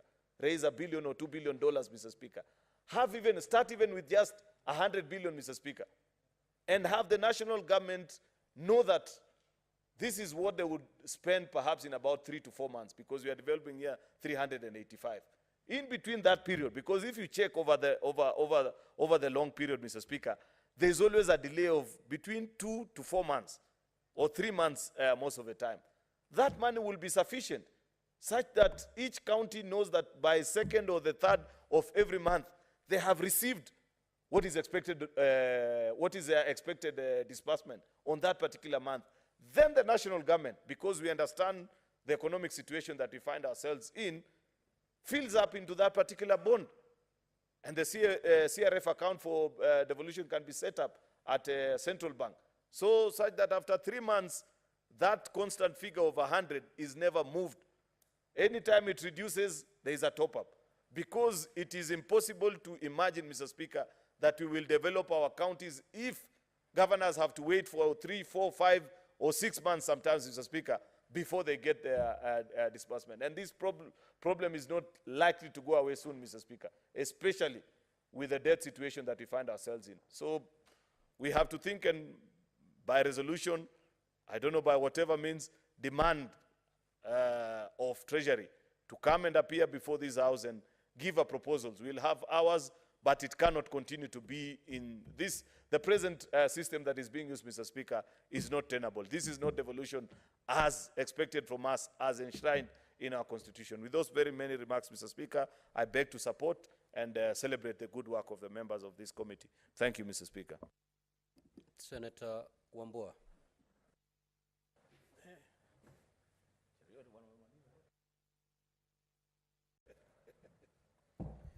I thank you, Mr. Speaker. Mr. Speaker, from the onset, I want to begin by saying that you don't get a second chance to make the first impression. And I think for Senator Roba and their team, this being their first CARA, they have done a good job. They have created a good impression.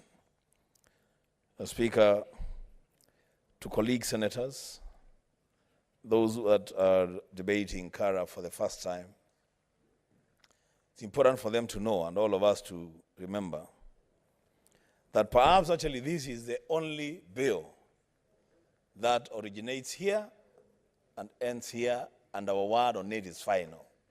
This is the most important bill for the Senate, that we are now sharing revenue to our respective counties. And Mr. Speaker, I want to say two things before I go into this bill.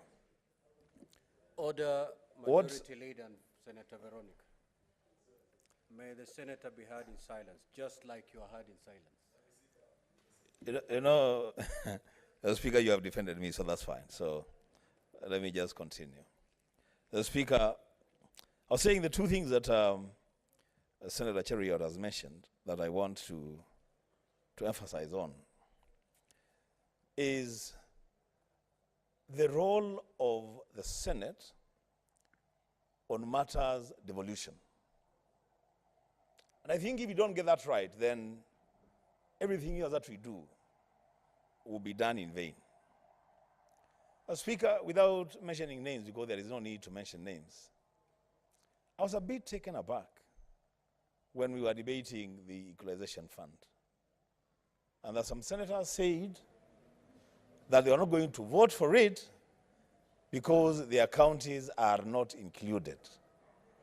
And I said, Mr. Speaker, if we take that route, then we, instead of defending devolution, we just kill it. The Speaker, if a substantial number of counties benefit from our work, then those counties don't have to be the counties that have sent us here. That is success of devolution, and we must all be proud of counties benefiting from our work. The Speaker, the other issue is what this committee has done on the matter of the sharing, the horizontal sharing of this revenue among the 47 counties, guided, of course, by the third basis. Mr. Speaker, there has been a debate, and that debate is coming up again, so we also have to be cautious. One man, one vote, 1 shilling debate. The Speaker, I am happy that we ring-fenced the matter of land area index in the third basis. And that, Mr. Speaker, every conversation that we are going to have on the sharing of resources to our counties must always take into account 1 man, 1 vote, 1 shilling, 1 kilometer. Because, Mr. Speaker, there is something we call distance to service. The amount of money and time and personnel and vehicles that you spend to deliver drugs in the farthest end of Marsabit County must count for the monies that are allocated to that county. So, Speaker, it's very easy here in Nairobi to distribute drugs in hospitals, 50 hospitals, in an hour's time. There are other counties where it would take a whole month to distribute the same drugs to the same number of health facilities. And so the issue of distance to service as captured in land area index is an important one, so that as this debate begins to re-emerge, we don't lose out on that. The Speaker, coming back to the CARA for 2023,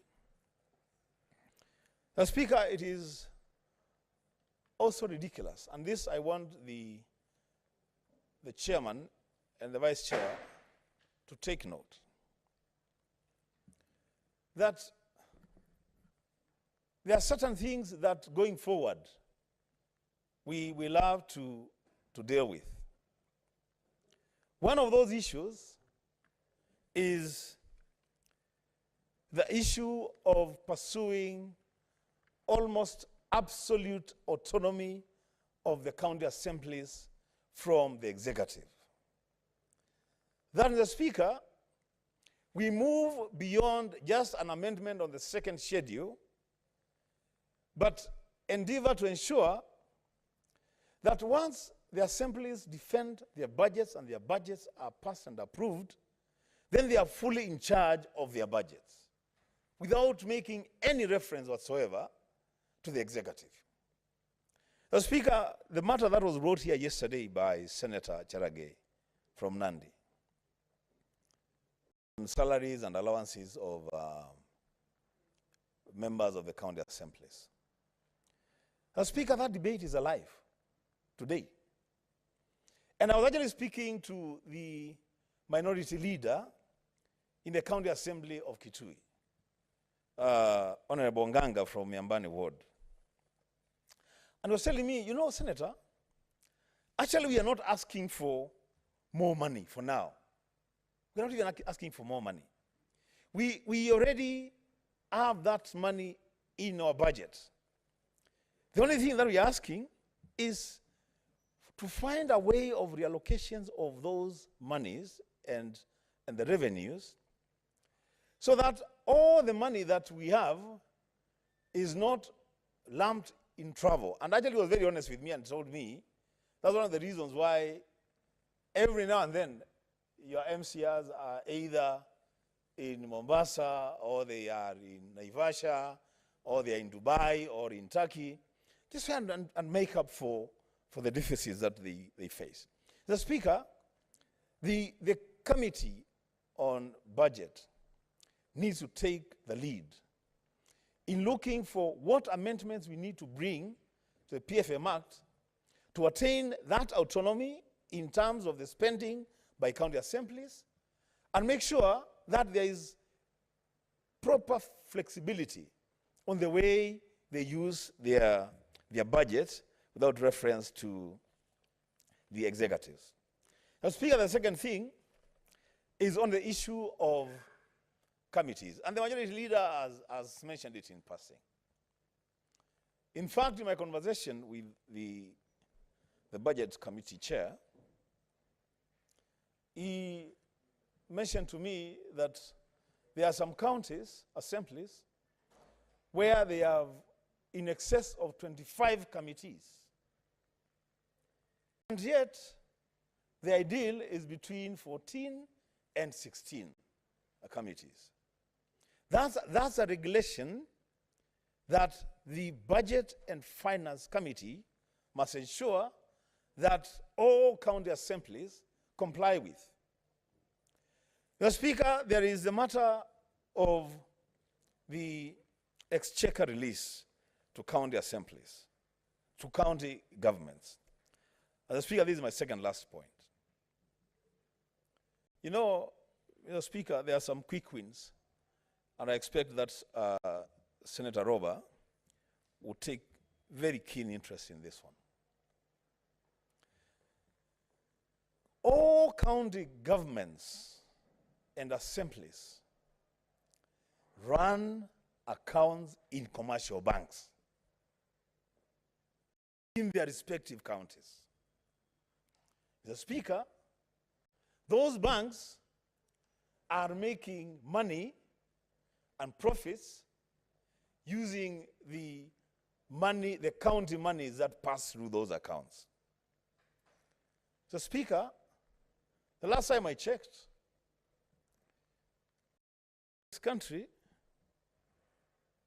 may be doing badly financially, but we are not necessarily insolvent. The Speaker, this committee, the Committee on Budget, can help county governments by making it a precondition for commercial banks where the revenues for counties pass through to ensure that on the 26th of every month, whether there is money in the salaries account of county assemblies and county governments or there is no money, the banks process payments for county staff. Because at the end of the day, that money will be wired through those banks anyway.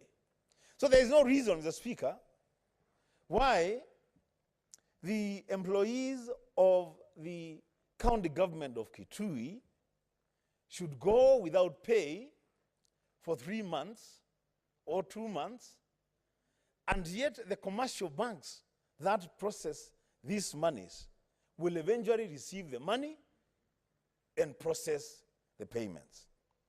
So we can have a standing order, and this can be a precondition for county governments to open accounts with commercial banks in their respective headquarters.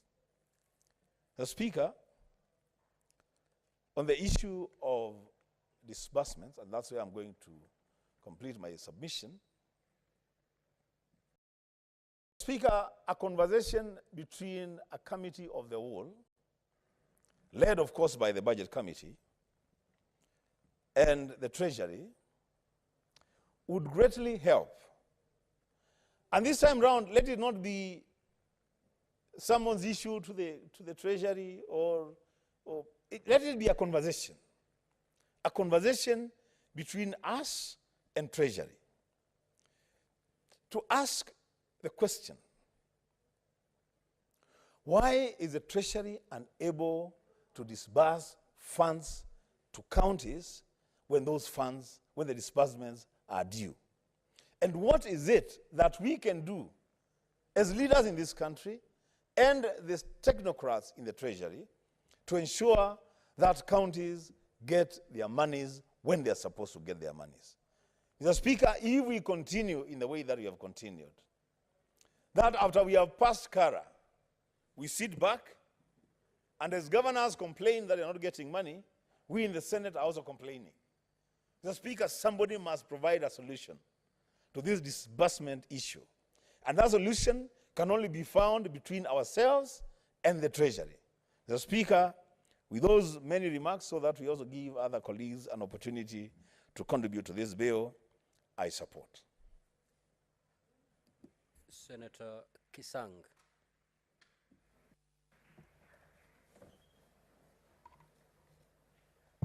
Thank you, Honorable Speaker. Honorable Speaker, I also arise to support this bill. Honorable Speaker, I know when we passed the division of revenue,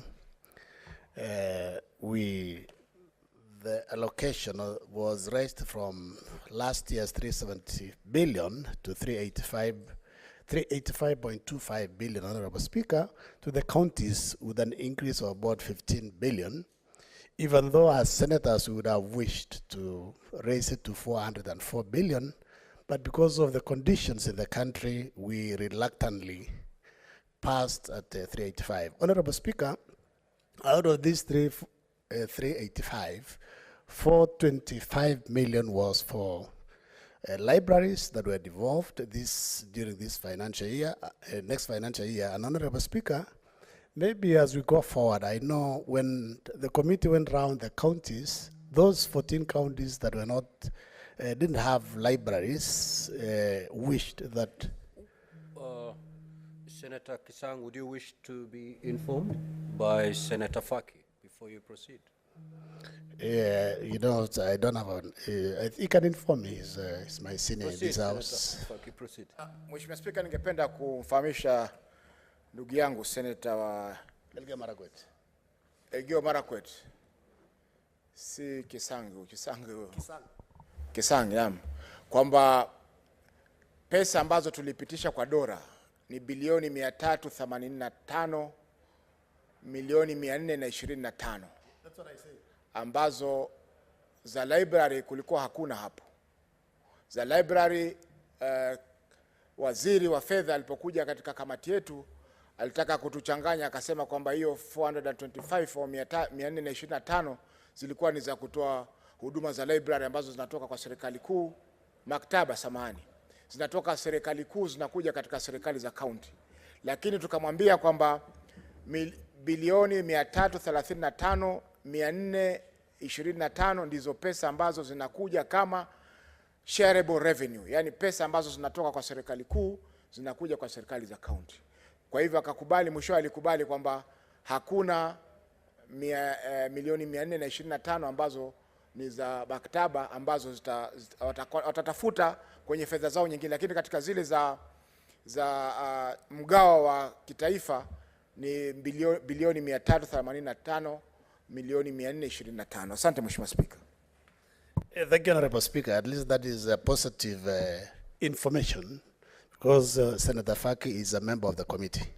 So at least we can push for the additional 425 million for the libraries for the 33 counties. But now that they're going to look for money for 425 for additional for the libraries that will be devolved, then we need also money for the other 13 counties, so that all our counties, especially the county headquarters, to have libraries. Honorable Speaker, what I also wanted to bring out in this debate, Honorable Speaker, is when the committee moved around to the counties during public participation, and you know, not all our counties are the same, Honorable Speaker. They are very unique. Counties, there are those counties that are very flat, there are those that are very hilly, others are very rocky. So it is important also for CRA to consider the terrain of the counties. If, as people say, 1 kilometer, 1/4, 1 shilling, we also need to look at the uniqueness of these particular counties. There are counties that have been marginalized. I know there was equalization fund on the equalization fund. There are counties that have suffered for long, especially in terms of insecurity. And when CRA are doing these policies on allocation, they don't consider.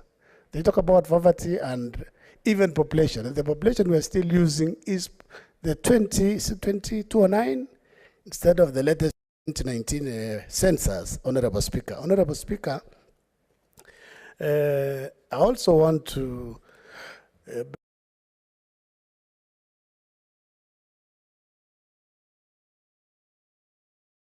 actually, they need autonomy from the executive, because resources we've already agreed what they're supposed to get, but they have issues. The reason why they have many committees, you'll find a county that has about 40 MCAs and with 25 committees or 20 committees. So if it is a minimum of 6 members per committee, it means then a member belongs to about 5, 4, 6 committees. Even as here Senate, most of us are in either 2 or 3 committees. But even to be effective in 3 committees is not easy because of the venues, the timings of the committees, because committees are supposed to sit on Tuesdays and Thursdays after lunch hour.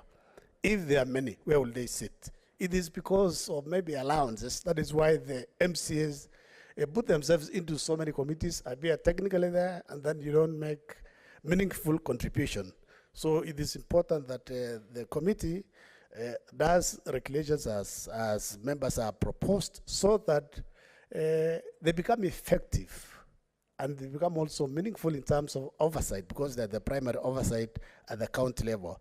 Honorable Speaker, most of our MCAs, I'm happy that there's about 4 billion here on reimbursement of the vehicles, the motor vehicle CRAN, Honorable Speaker, for the MCAs.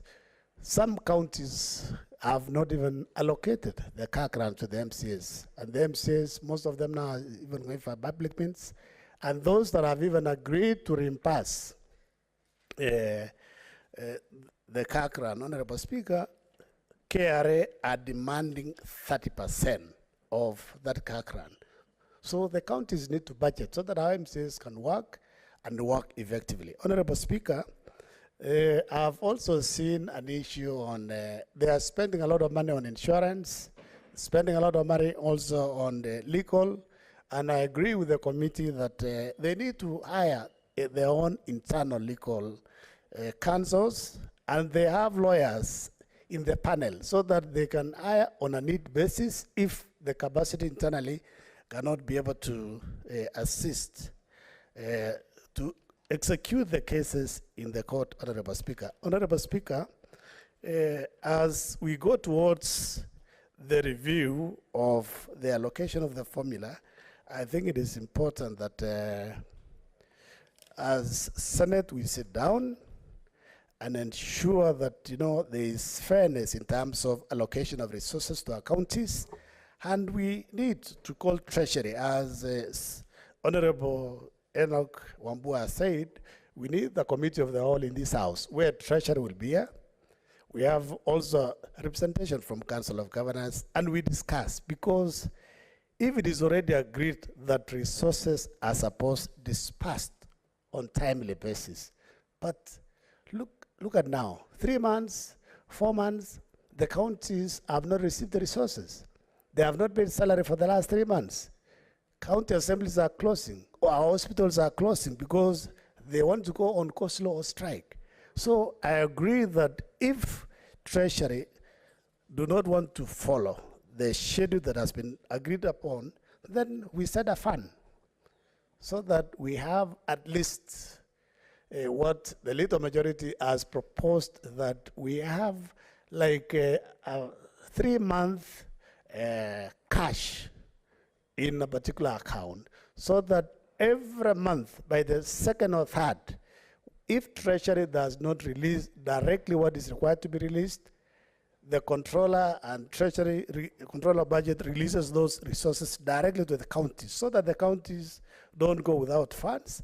And because there are many applications, the moment they delay in terms of payment of salaries, it means basically KRA will be on them.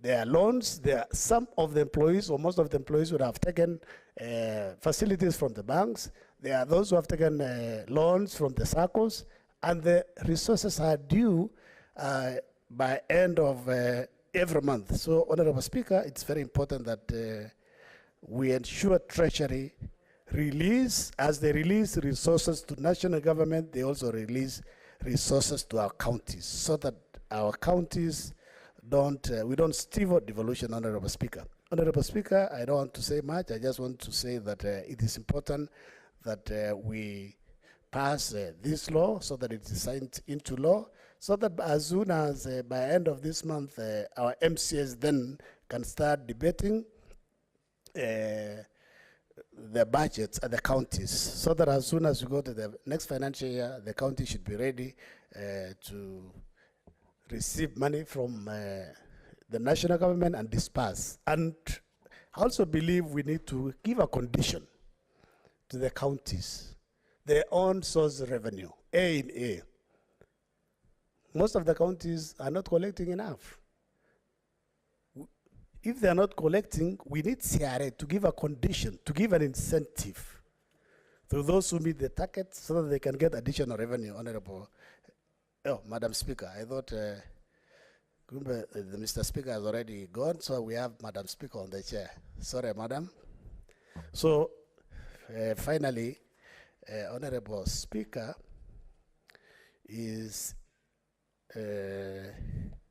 I don't have much. I just want to ask our colleagues, let us pass the bill so that our counties can get resources as soon as we begin the next financial year.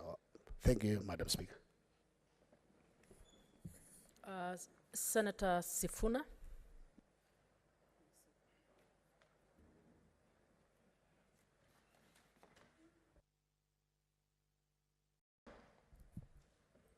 Thank you, Madam Speaker. Allow me to join my colleagues who have also thanked the committee on finance and budget for a job very well done.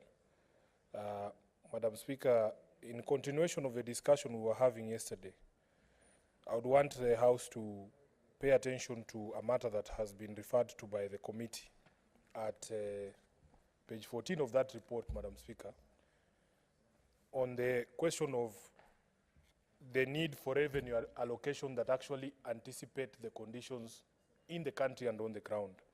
If you look at that item number 11, Madam Speaker, the committee is telling us that inflation, the annual inflation currently starts at 6.5%.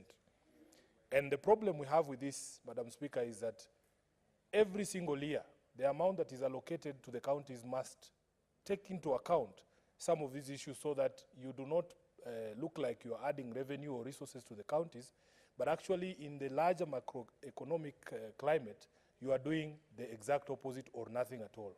So, Madam Speaker, if indeed it is true that annual inflation is currently at 6.5, and then you look at what we as a Senate approved to go to the counties in terms of marginal increase, it was only representing about 4%.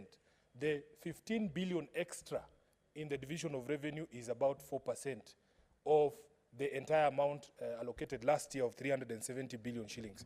What that tells you, Madam Speaker, is that if you merge those two figures, the annual inflation and the amount, the marginal increase in the allocation to the counties, is that we have actually done a disservice to the counties, and this is part of the issue we were raising yesterday and on the date of a debate on division of revenue. Madam Speaker, as Nairobi, for instance, we had an allocation of 19.25 billion in the financial year ending June 2023, and we are getting a marginal increase of only 823 million shillings, Madam Speaker, in this particular financial year. Now, 823 million in the context of the problems of Nairobi, and I will give you the first example, that we have outstanding pending bills in Nairobi of 100 billion shillings. Madam Speaker, this financial year was the first time the county of Nairobi was building an ICU hospital. In the history of devolution, this was the first time we are having an ICU bed at Mama Lucy Hospital. If you look at the needs of the people of Nairobi, Madam Speaker, I will continue to remind my colleagues that when it comes to the division of revenue, we must assess all these factors and ensure that the counties get money that is actually substantial for them to make any meaningful progress. In fact, this position is further buttressed by the submissions of the Council of Governors themselves at page 5 of that report, Madam Speaker. And this I want to just read verbatim from the report of the committee itself. Under paragraph 31, these are the submissions of the Council of Governors, that the increase of 15.425 billion, they call the increase itself a paltry increase, and I agree with the Council of Governors. And they say the county governments will face major challenges in the performance of their functions and delivery of services to citizens in financial year 2023-2024, given the paltry allocation that we gave them as Senate. Be that as it may, Madam Speaker, there are things that at least I am happy that the committee listened to. The members of the Nairobi County Assembly did appear before this committee, and because of certain unique issues in the Nairobi County Assembly, I am happy that the committee listened to them, and they have approved an increase of about 200 million shillings in the ceiling of expenditure of the County Assembly of Nairobi. Madam Speaker, as you know, Kenya has become an increasingly litigious society, that people are going to court on just about every single issue and action that is taken by the County Assembly. So the Nairobi County Assembly has faced growing legal bills because of the many cases that involve the County Assembly, the litigation that comes from impeachment of governors, the litigation that comes from the legislation that they pass. And Madam Speaker, just about every act that or law or legislation that is debated or passed in the County Assembly of Nairobi is actually subject to litigation. And this, I believe, is part of the robust structure of our constitution, that in fact, every citizen has a right to challenge these things, whether it is on parking fees, whether it is on advertising fees, whether it is on the review of our evaluation role. Every single one of these matters has found its way to the courts, such that the demand on litigation alone in the County Assembly of Nairobi now is reported to be 400 million shillings. Madam Speaker, secondly, there's a question of the increase in the cost of public participation. I have heard my colleagues here refer only to the geographical size of the counties as one of the factors that determine or affect the cost of public participation. But you should also factor in the sort of population, the sort of population that you are governing. Because Nairobians, Madam Speaker, as my delegation member, Honorable Karen Nyamu will bear me witness, we are very woke here in Nairobi. I think that's the term that the young people are using. That every single thing you do in the name of the people of Nairobi is subject to question by the people of Nairobi, and they would want to participate. Just 2 weeks ago, Madam Speaker, the county government, because it is undertaking a program, what they're calling urban regeneration of the old city council estates, they announced public participation for about 13 of the old city council estates that are the subject of redevelopment, that they want to build new houses in these places. Madam Speaker, I had the opportunity to only attend 2 of those public participations just to see that there was effective public participation happening in those forums. I went to Ofafa Jericho in Eastlands, and I also went to Woodley Estate. Madam Speaker, the one at Ofafa Jericho was actually quite animated, and by the time I arrived there, the residents had already kicked out the people from the county who are coming to conduct public participation. So when the county assembly tells me that, in fact, the cost of public participation in Nairobi has gone up, and the nature and the need for engagement of the citizens on just about every single thing that happens in the assembly, then I actually believe them. Madam Speaker, there is also, the assembly also cited an increase in the cost of insurance, mainly driven by factors within the insurance industry, and I'm happy that the committee did capture this particular need of an additional allocation of about 30 million shillings on insurance costs in Nairobi. Madam Speaker, therefore, whereas we support the ceilings, we wish that we had done better as a Senate on the division of revenue. But let me conclude by speaking to something that the Senator for Kitui also alluded to on the question of late disbursements. It has become the song in every meeting we have at the Public Accounts Committee with county assemblies, with the county governments themselves, that in fact it looks like it is a pointless exercise for us to allocate these resources to counties, yet they actually never receive those resources, and when they receive them so late that all they do is when the money comes, it goes to payment of outstanding bills. Madam Speaker, we have had a conversation with people from Treasury, and we have asked the question, does the current National Treasury understand that it is not a national government treasury, but it is a national treasury? And you can see open bias in the manner in which these 2 levels of governments are actually financed. When we had a conversation or a meeting with the CS Treasury and his PS, I think as of the beginning of May, 2 months to the close of the financial year, about 90 billion out of the 370 billion that we had allocated to the counties in the last financial year was still undisbursed. Such a huge percentage of it, of the total allocation, is still pending. When you compare that to the 2 trillion that had been allocated to the national government, only about 20 billion was remaining, which tells you that when money hits our treasury and somebody is sitting there and saying, what are the priorities we have as a national treasury? They never consider counties as a priority. And that is the reason why we are saying we need a review. Maybe we need to even change the name. Instead of this treasury being called a national treasury, let us call it Kenya's treasury, so that these people don't get it in their head that they don't exist to serve the whims of the national government, but that in fact these 2 levels of government, after we have determined the equitable share, then when money comes in, no one arm of government should have priority over the other in terms of disbursement of those resources. Therefore, Madam Speaker, I rise to support. I hope that we can do better next year. I have seen county governments, the COG, complaining that in fact their recurrent ceilings have actually been lowered in this particular financial year. I am sure the Chair of Finance and Budget has explained to them, and great explanations are going to come from them. But for me, I wish that we do more in terms of growing the basket of devolution, so that we don't have these conversations every time that there are constrictions of resources for the devolution functions. I thank you, Madam Speaker. Senator Oburu.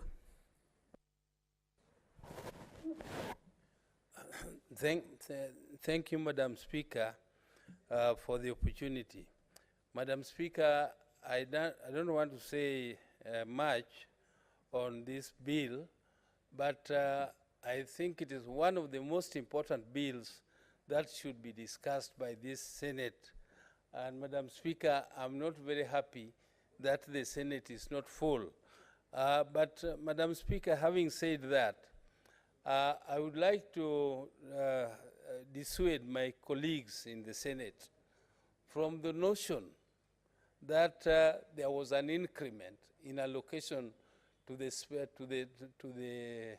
counties from 370 billion to 385. Madam Speaker, there is money in real terms and there is money in nominal terms. Madam Speaker, when you talk of money in real terms, you must look at the value, what is called net present value of money. And that is money minus inflation. Even if you don't want to increase, at least increase to the extent that you cover the inflationary trends in the country. Madam Speaker, the 15 billion which was increased, which we increased and passed here to 385 billion from 370, was only 4% increment of the budget. And yet the inflation was standing at about 9.2%. That is the projected inflation. And Madam Speaker, that means that there was a difference of about 5%. And that difference of 5% translates to more than 20 billion, which means that in actual sense, you reduced the allocation to the counties by more than 20 billion shillings, which means from 370, it must have gone down to less than 350 billion in terms of the real terms of money, instead of just the nominal. Madam Speaker, whereas that is a gone conclusion, that is something we are not debating now because it was already passed. Madam Speaker, I would like to speak to delayed disbursement. Madam Speaker, when you delay disbursement to the counties, it means that the national government is giving very little priorities to the county government.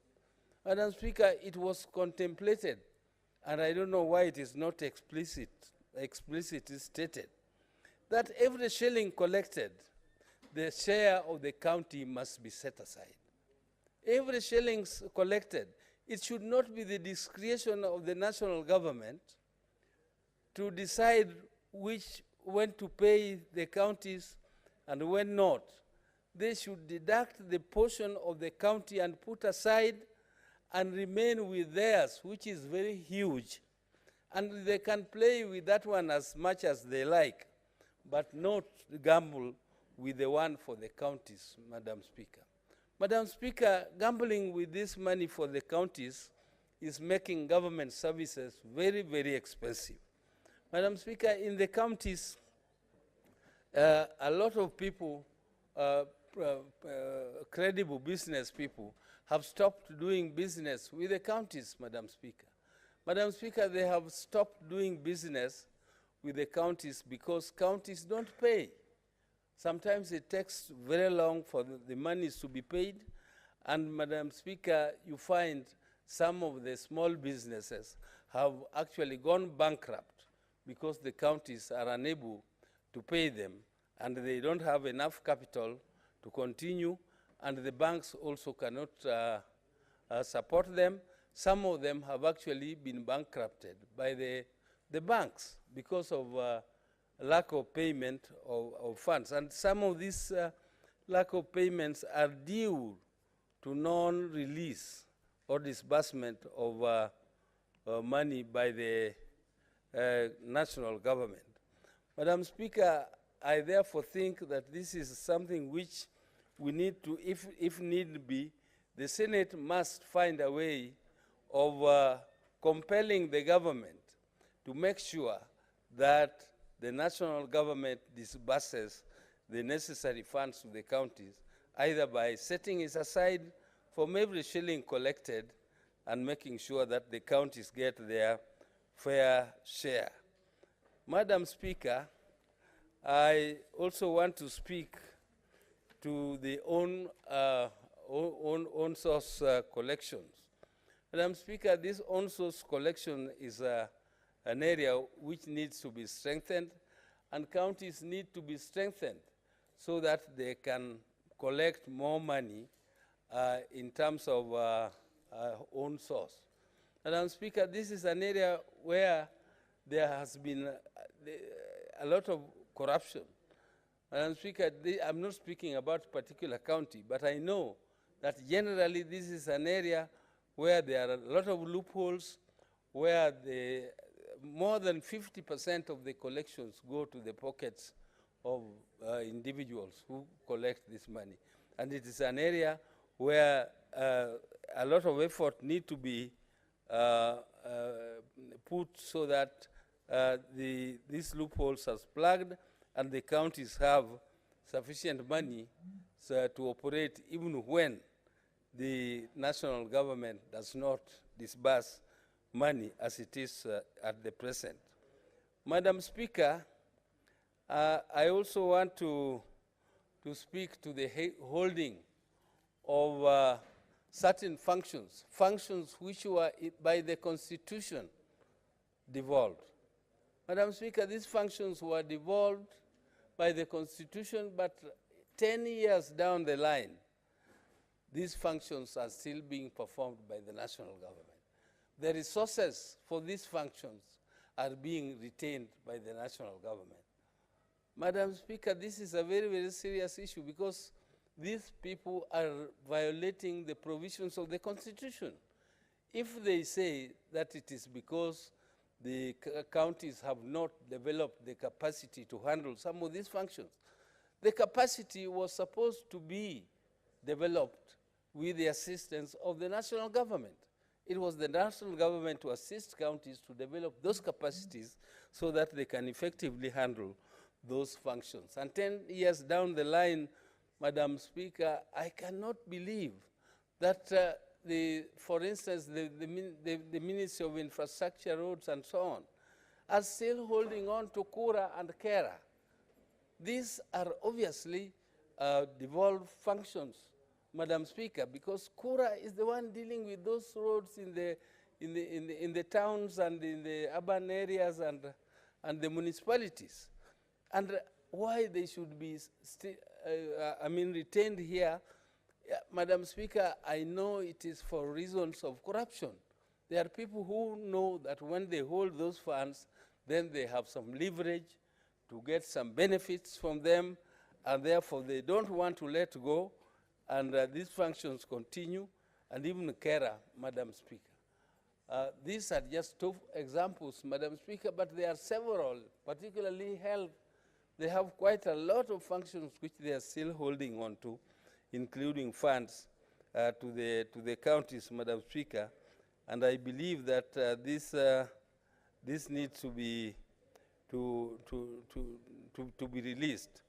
Madam Speaker, my county is being given some paltry increment, and this is because we, of course, did not do a very good job in allocating more money to the counties. But I hope that in the next allocation, our assembly will be more alert to the fact that we need to defend devolution. We need not come here to defend the national governments, and we need to allocate more money to our counties. Madam Speaker, lastly, I would like to speak to the holding of funds for the National Assembly by the county executives.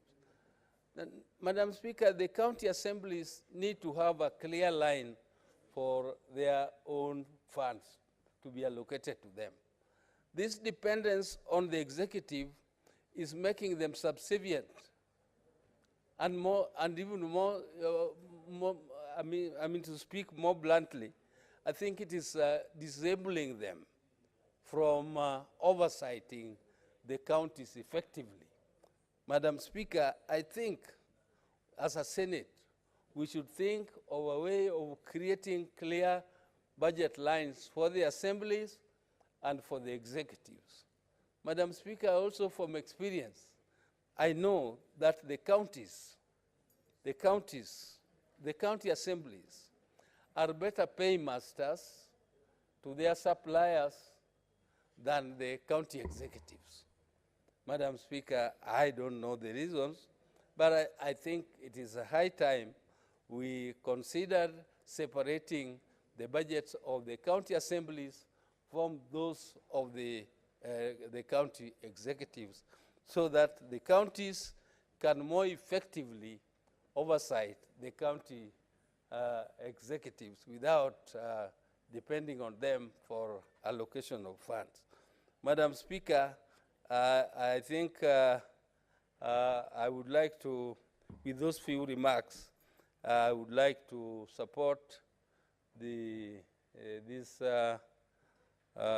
bill, and on behalf of my county, I hope that these remarks will be taken seriously in the next allocation for counties. Thank you, Madam Speaker. Senator Veronica.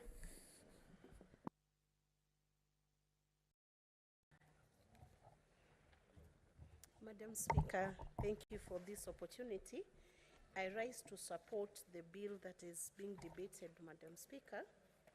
And Madam Speaker, as the bill is clear, it's a horizontal allocation of resources to the county, the 47 counties, Madam Speaker. I specifically note Section 6 of the County Allocation of Revenue Bill, which has now clearly laid out certain parameters and steps which will be observed for any functions that may be transferred to the national government pursuant to Article 187 of the Constitution from the county governments, Madam Speaker.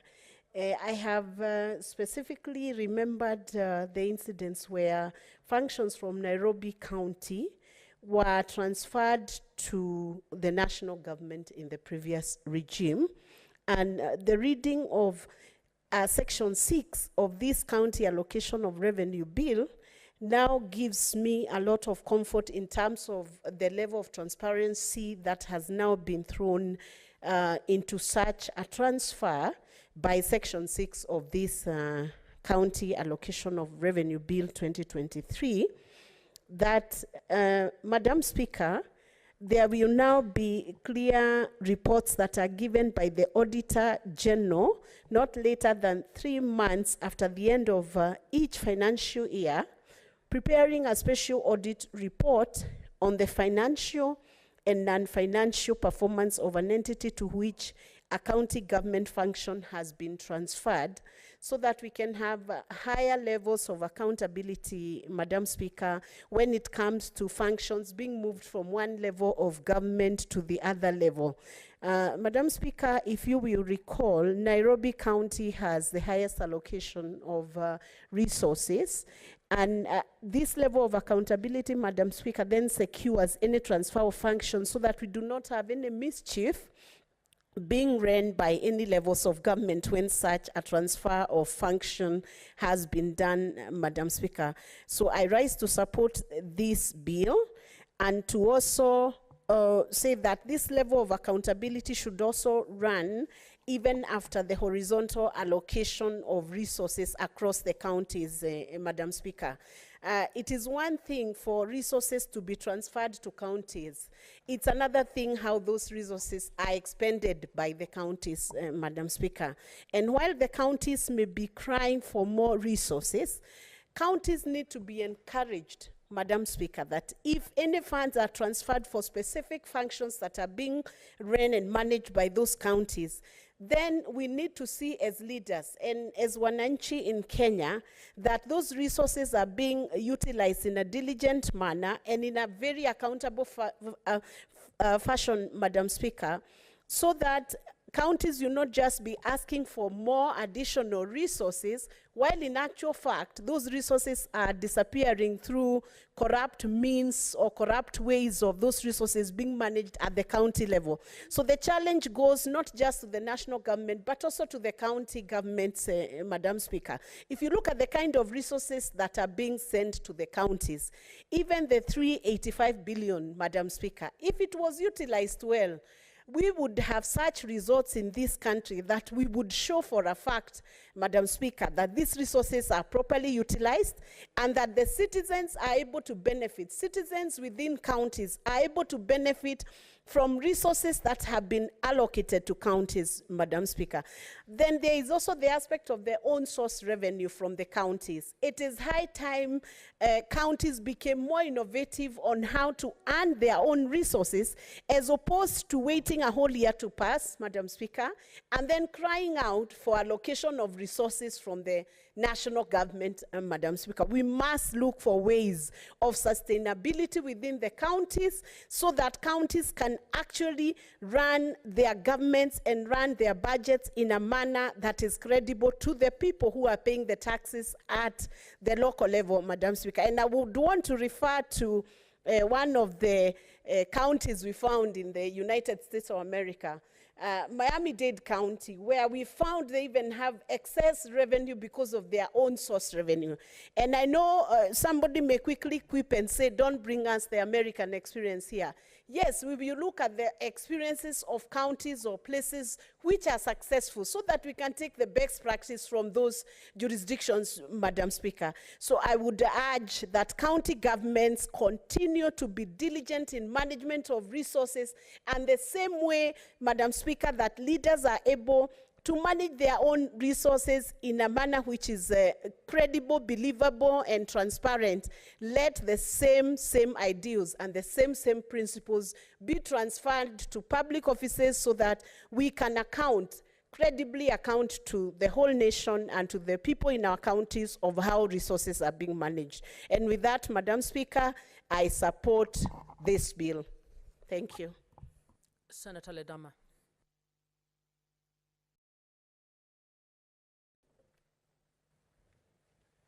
Thank you, Madam Speaker. Madam Speaker, I rise to support this very, very important bill in its amended version. Madam Speaker, although I support the bill, sometimes I'm baffled as to why we sit here, we debate both the vertical and the horizontal bills in terms of how the funds are divided and sent to the counties or between the two arms of government. Then the money and the Constitution is quite clear that it's supposed to be sent to counties. The Constitution says that money shall not be delayed or reduced at all. It has to be sent immediately. So I pose the question. We're here, all of us are here supporting this bill so that our counties can be able to get money.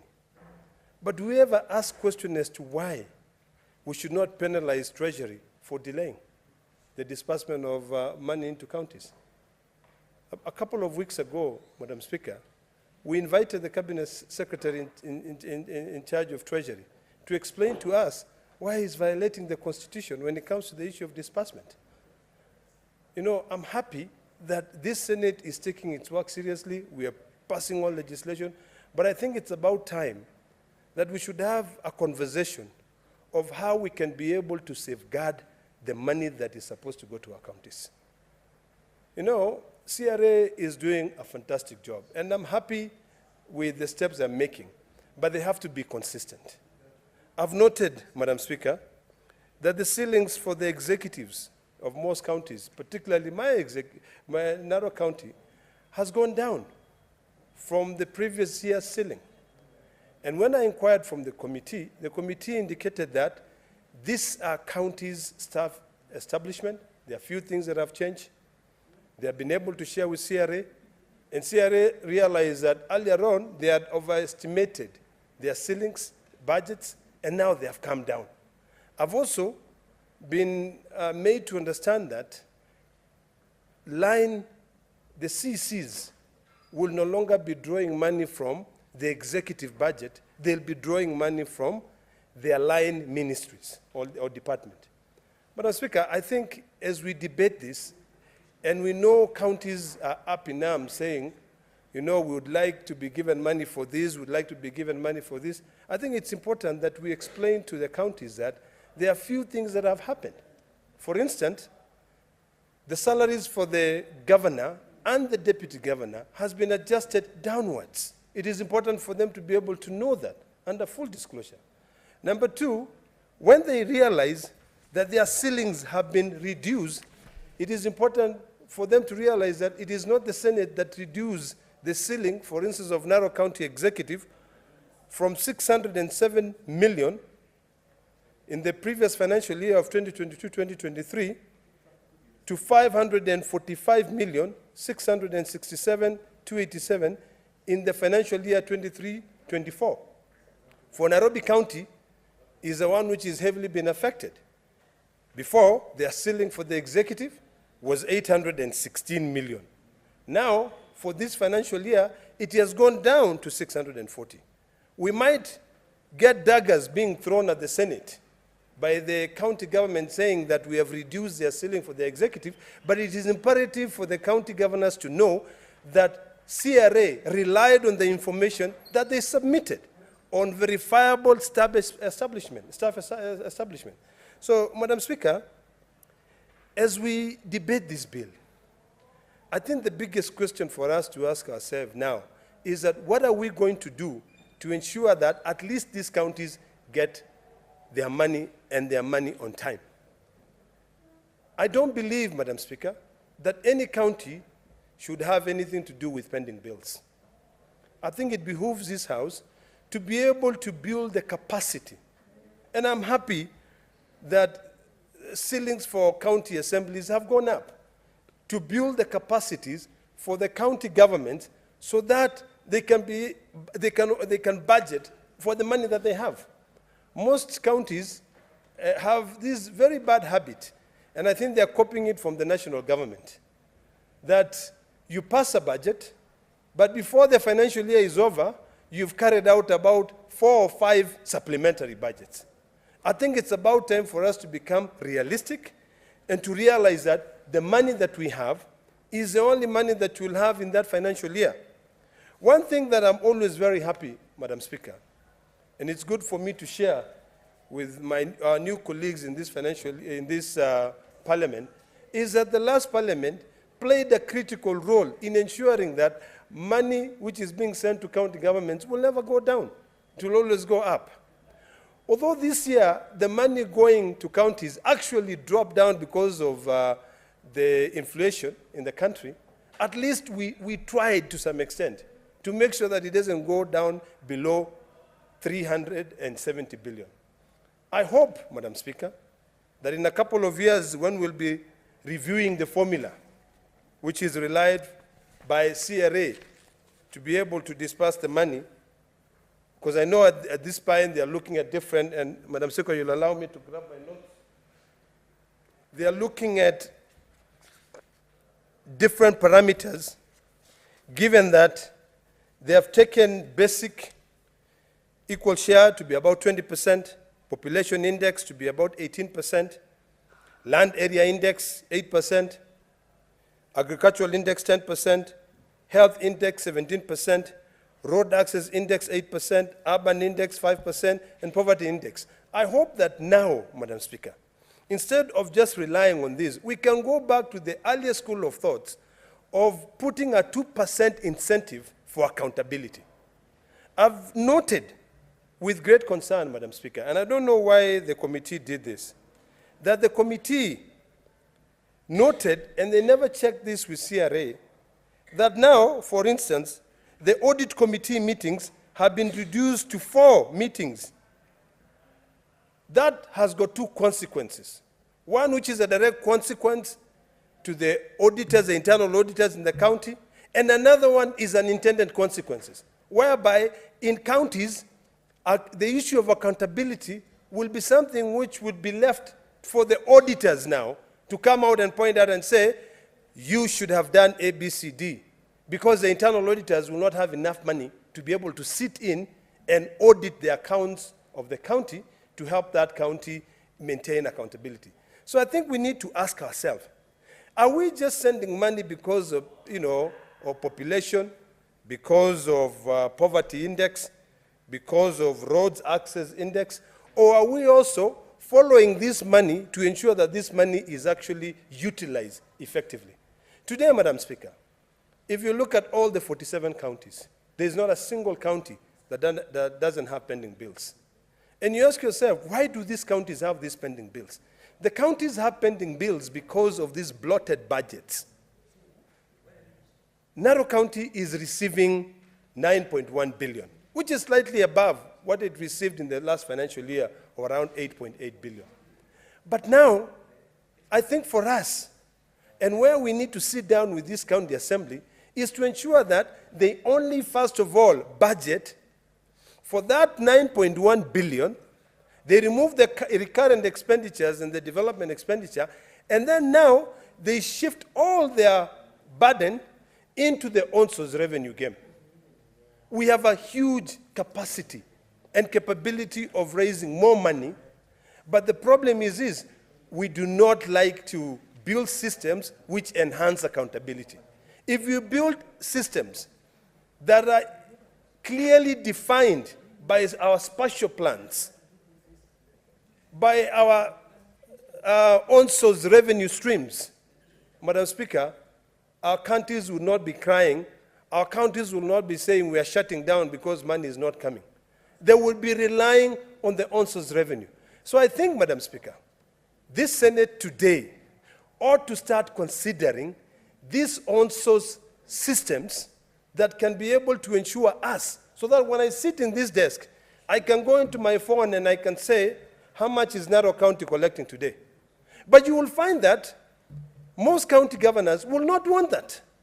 In fact, Madam Speaker, when the Controller of Budget attempts to get information about how money is being spent in the county government, the county governors go up in arms. They say, no, you are trying to control us. We are not trying to control you. All we are calling for is accountability. So, Madam Speaker, this money, although it's a very minimal increase from the previous financial year, I do hope, Madam Speaker, that the money will actually go to counties. I do hope, Madam Speaker, that these county governors, and I'm happy that we had so many senators who ended up becoming governors, I hope that they will only budget for what they receive. Although the budget process has got to come in fast, but I hope that they can budget for the money they know that they'll be able to receive and only commit to those expenditures. Finally, Madam Speaker, I want to call upon the county governments to work closely with the Commission of Revenue Allocation, work closely with the assemblies. Now that I've noted that most assemblies have got their budget ceilings increased, they work closely with the Council of Governors and closely with Treasury, so that eventually, after the end of this parliament, county assemblies will have their financial autonomy. The only time that county assemblies would be able to oversight county governments is when they have their financial autonomy. But the moment they continue relying on county governors, they will all continue singing this song of saying, we want ward development fund, just like the way we sing here in this Senate. We want our Senate oversight fund. We forget our primary job, which is oversight. So, which is legislative. So, Madam Speaker, I thank you for that, and I hope that we are not just talking here, that Treasury will prioritize. Will prioritize the money that is supposed to go to counties. And maybe before I sit down, Madam Speaker, something else that just crossed my mind. Now that we have the consolidated fund, why can't we now start thinking about amending the PFM Act and then having a big kitty and dividing all the money that we get into three? So we have a fund where we put all the money that will go to county governments, the other fund where the consolidated fund, and also the parliament kitty. So that in parliament, we don't have to keep on relying on the exchequer releases. In fact, the Treasury, even if they want to release the money, will just look at our accounts and say, okay, they have money in their accounts. Let me release to them. Narok County or Kajiado County, whichever other county, how much money is in the entire overall kitty for counties, and how much of that overall kitty is your share, so that counties can be able to get their money. Otherwise, Madam Speaker, I thank you. Senator Mwaruma. Asante Mheshimiwa Spika kwa hii fursa umenipa ili kuchangia huu mswada muhimu sana katika bunge ya Seneti, mswada wa County Allocation of Revenue Act ama KARA. Mheshimiwa Spika, mwaka wa 2010 kama Wakenya tulijipa katiba mpya ambayo ilileta mfumo wa uongozi kwa ngazi mbili, ngazi ya kitaifa ama national government na ngazi za county ama magatuzi. Mheshimiwa Spika, wakati katiba mpya ilipita mwaka 2010, katika ile katiba kuna consolidated fund ama hazina ya kitaifa ambayo ilibuniwa kutokana na hiyo katiba. Mheshimiwa Spika, wale ambao ama ile tume ambayo inafaa kuhusika kugawanya hizi pesa mara mbili kwa serikali ya kitaifa na serikali ya county ni Commission for Revenue Allocation ama CRA. CRA wakishapitisha huo mfumo wa kugawanya pesa kwa serikali ya kitaifa na serikali ya county kwa sheria inayoitwa DORA, hawa wa Kenya walisema kwamba ni vizuri kuwe na wawakilishi ama wabunge wa bunge la kitaifa na bunge la seneti ili kupiga msasa hiyo sheria.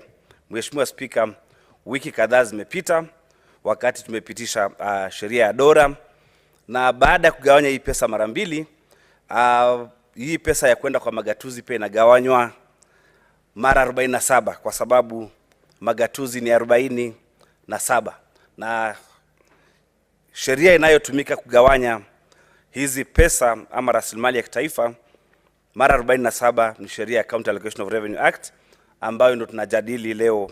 Mheshimiwa Spika, hii sheria kupita inahitaji pia formula ama mfumo wa kugawanya hizi pesa. Nakumbuka mwaka wa 2020 kulikuwa na patashika na vuta ni kuvute kati ya maseneta na executive kwa sababu ya ule mfumo ambao ulikuja na kaunti zingine zilikuwa zinapoteza pesa. Tuling'ang'ana na tukakubaliana kwamba tutumie formula ya pili ama mfumo wa pili wa kugawanya pesa. Na hii leo naona ya kwamba katika hii sheria ya DORA kupeleka bilioni 385.4 kwa magatuzi. Na kati ya hizi pesa, Mheshimiwa Spika, asilimia 14.5 ama bilioni 35.9 zimeenda kwa county assemblies. Mheshimiwa Spika, bila kuongea sana undani wa ile bill ya KARA, ningependa kusema kwamba magatuzi ni mfumo wa serikali ambao ni mpya kidogo. Umeenda miaka 13 peke yake, lakini umekumbwa na changamoto si haba. Na nafikiri katika kuongea kwangu ama kuchangia huu mjadala, ni vyema basi niangalie zile changamoto ambazo zimekumba serikali zetu za ugatuzi. Changamoto ni nyingi, na ya kwanza kabisa, Mheshimiwa Spika, ambayo inafanya ugatuzi usielee ama usinawiri, ya kwanza kabisa ni changamoto ya kucheleweshwa kutolewa kwa mgao kwa magatuzi. Kama tukiangalia saizi, serikali za magatuzi zinadai pesa nyingi sana za mwaka wa 2022 na 2023 ambao unaisha huu mwezi, Mheshimiwa Spika. Na hata hizi pesa saizi zikiachiliwa na hazina ya kitaifa ama treasury, bado kutakuwa hakuna muda wa magavana kutumia hizi fedha. Mheshimiwa Spika, kuchelewesha kwa mgao wa pesa kwa magatuzi kunapelekea kuwa na huduma duni katika magatuzi. Ya kwanza kwa sababu Kwa mfano hospitali hazina madawa. Hospitali nyingi saizi hazina madawa, hazina vifaa vya kutibu, na wale pia wafanyikazi katika ugatuzi hawajalipwa, madaktari hawajalipwa, walimu hawajalipwa, na huduma zitakuwa duni kwa sababu wale watu hawana motisha. Huwezi kuniambia Mheshimiwa Spika kwamba wewe ni daktari na hujalipwa mshahara na ufanye kazi ukiwa na motisha. Wengi motisha wao umekuwa chini, na hata kama wangekuwa na motisha, Mheshimiwa Spika, kama hakuna dawa na vifaa vya kufanya kazi kule hospitalini, basi huduma zinakuwa ni duni kabisa. Mheshimiwa Spika, pia changamoto ambayo tumeona, na nafikiri mkuu wa walio wengi Senator Cheriot aliangazia vizuri sana, akisema kwamba tumepeleka pesa kwa magatuzi, lakini shida imekuwa ni kuajiri watu wengi kushinda kile kiwango ambacho kimewekwa na sheria. Sheria imesema ya kwamba 35% ya ile pesa yote ambayo inaenda kwa magatuzi itumike kwa uajiri, lakini kaunti nyingi za Kenya zimeajiri watu na wakapita kiasi, wametumia 40%, 50%. Kama gatuzi langu la Taita Taveta tuko kwa 52% ya ile fedha ambayo inaenda kwa gatuzi letu inatumika kuajiri watu. Na kama tunahitaji kufanya maendeleo na kile kiwango cha pesa kilichowekwa ni 35% au zaidi, unaona Mheshimiwa Spika kwamba ile pesa inayobakia labda ya operations inakuwa kama 10% peke yake. Kwa hivyo nafikiri ni vizuri kama Seneti tuhimize magatuzi yetu na tuyalazimishe kufata sheria ya kuajiri, ili siwe fedha yote ambayo imeenda kwa magatuzi inatumika kuajiri peke yake na maendeleo yanakuwa duni. Mheshimiwa Spika, la tatu Mheshimiwa Spika ni ufisadi ambao umekuwa donda ndugu katika magatuzi. Magatuzi mengi saizi Mheshimiwa Spika, ukiangalia ile thamani ya pesa ambayo inaenda kwa magatuzi haionekani, kwa sababu ile miradi ambayo inafanywa na magatuzi unapata ya kwamba bei yake imekuwa ya juu sana kupita kiasi.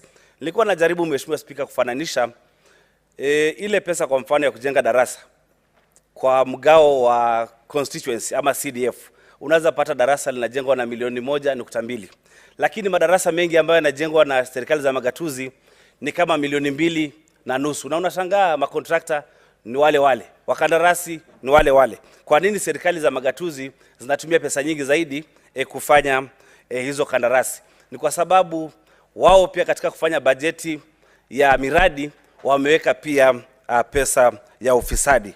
Mheshimiwa Spika, donda ndugu lingine ambalo liko katika county katika uajiri ni kwamba kuna watu wengi ambao wanalipwa kule ndani ambao ni wafanyikazi hewa ama ghost workers, na nafikiri ni vizuri kama seneti ambao tunafanya secondary oversight tujaribu kuangazia na kutafuta mbinu ambazo zitakomesha huu ufisadi.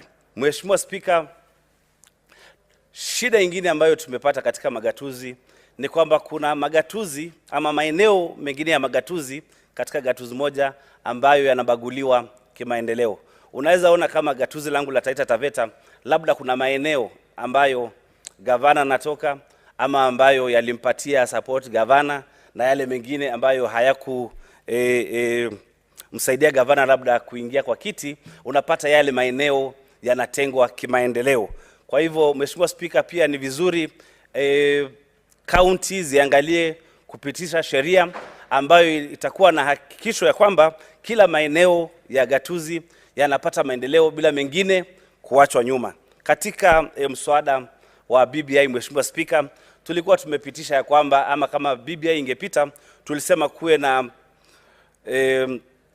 ward equalization fund ama ward development fund ama sheria ya kuhakikisha kwamba kila wadi imepata pesa za kutosha ama zinayowiana na zingine kwa sababu ya maendeleo. Hii ni kuangalia ya kwamba hakuna eneo lolote katika gatuzi limeachwa nyuma. Kuna maeneo mengine ya magatuzi ama gatuzi zingine nchini ambazo wamepitisha tayari sheria ya Ward Development Fund, ili kuhakikisha kwamba ule mgao ukiingia katika kikapu cha county, kila ward inapata pesa yake ya maendeleo na hakuna ward yote ambayo inatengwa Mheshimiwa Spika, kimaendeleo. Changamoto nyingine ni malipo duni ya wawakilishi wa wadi ama MCAs. Na nashukuru ndugu yangu seneta wa Nandi, Senator Cherargei, kwa kuleta ombi ama statement hapa ya kupeana nafasi ya hili bunge la seneti kuangazia mambo ya malipo na marupurupu ya wawakilishi bunge. Mheshimiwa Spika, huwezi niambia kwamba unafanya kazi na unalipwa 80,000 kwa mwezi na unatakikana kuandika sheria, kufanya utafiti na kusoma kiundani na kufanya oversight ama uangalizi na unalipwa 80,000. Nafikiri kama seneti hili swala la mshahara na malipo ya marupurupu ya wawakilishi bunge ni swala ambalo linafaa tuliangazie kwa undani. Na Mheshimiwa Spika, ni jambo la kuhuzunisha kwa sababu wale mawaziri wa county na sio eti wana sifa zaidi ama qualification zaidi ya wale MCAs, wao wanapata 400,000. Na hata kama kungekuwa na tofauti ya mshahara, labda hawa wawakilishi wadi wangeanzia kama 200,000 kwenda juu. Na uwezi niambia Mheshimiwa Spika kwamba unaweza fanya uangalizi ama oversight na unalipwa 80,000 na huku unaangalia bilioni 5. Lazima kuna vile ukifuatwa vizuri na gavana unaweza wekwa kwa mfuko, na wakilishi wadi wengi Kenya wamewekwa kwa mfuko na magavana, hawawezi kupumua, hawana sauti, na wizi unaendelea katika magatuzi yetu na wakilishi wadi hawaongei. Kwa hivyo Mheshimiwa Spika, hilo ni swala lingine ambalo limepelekea ugatuzi kutonawiri. Mheshimiwa Spika, swala lingine ambalo tumeongea katika hii nyumba ni swala la inflation ama mfumuko wa bei. Nafikiri Senator wa Siaya aliangazia hili jambo akisema ya kwamba ile pesa tunapeleka kwa magatuzi haifanani na mfumuko wa bei na vile gharama ya maisha imepanda. Ukiangalia Mheshimiwa Spika, katika ile sheria ya Dora ambayo tulikuwa tumepata mapendekezo kutoka kwa CRA, ilikuwa inasemekana kwamba mfumuko wa bei ama inflation ilikuwa 8%. Kwa hivyo ilikuwa inatakikana pesa ya kwenda kwa magatuzi iwe bilioni 407 ili kuangazia mambo ya mfumuko wa bei, lakini tumepeleka bilioni 385. Kwa hivyo ile pesa ambayo tumepeleka kule haijawiana na mfumuko wa bei. Na Mheshimiwa Spika, kama kuna bajeti imefanywa labda mwanzoni mwa huu mwaka ya kujenga kwa mfano darasa, wakati bei ya chuma ni shilingi 2,000, kama saizi bei ya chuma imefika shilingi 2,500 na katika ile pesa tunapeleka kule hatujaangazia huo mfumuko ama hiyo inflation, basi kutakuwa na miradi michache zaidi ambayo itafanyika. Kwa hivyo Mheshimiwa Spika, nafikiri tungekubaliana wakati mwingine tukiangalia sheria ya Dora ama kuangazia zile pesa ambazo zitaenda kwa magatuzi, tusikize wale wataalam wa CRA vile wanavyosema na vile wamefanya mahesabu kulingana na mfumuko wa bei na kadhalika. Na Mheshimiwa Spika, jambo lingine ambalo ningependa kuangazia ni kwamba baada ya kupitisha hii sheria ya kara kule mashinani, pia kwa counties nao wanafanya bajeti yao kulingana na ile pesa ambao tumepitisha huku ya kila gatuzi, na pia wanaangalia ile pesa ama makusanyo ya county ama on source revenue. Mheshimiwa Spika, kuna wazimu ambao unaendelea katika magatuzi yetu. Unapata ya kwamba kufanya biashara katika counties imekuwa ngumu sana kwa sababu wanapeana permits ama vibali vya kufanya biashara vimekuwa juu sana. Kijana mdogo ambaye anaanza biashara, kama utamwambia anaanza duka na unamlipisha 40,000 kwa mwaka kwa sababu unataka kuongeza hiyo on source revenue, hawa vijana wetu ama kina mama na kadhalika hawawezi kufanya biashara kwa sababu inagharimu sana. Ile pesa ambayo inaenda kwa magatuzi ni nyingi sana kama business permits. Nilikuwa naangalia katika masoko yetu ama finance bill ya 2022-2023 kule Taita Taveta, unapata wakati mama wa soko ameleta gunia ya sukuma analipishwa ada ya shilingi 30. Lakini pia wakati anaingia chooni analipishwa ada ya shilingi 10. Na nikawa nauliza, jameni, si mtamaliza hawa kina mama? Kwa sababu hii ada amelipa ya shilingi 30, hiyo ni service charge ama ni ya kutoa huduma. Huduma za choo, huduma za security, huduma ya maji kama anauza maembe ama sukuma apate kuosha. Wakati unamfanya alipe shilingi 30 na zingine tena za choo, hiyo ni kufanya mtu alipe ushuru mara mbili, kwa kizungu double taxation. Kwa hivyo uazimu wa on source revenue ama pesa ya makusanyo katika county imepelekea biashara nyingi zimekufa.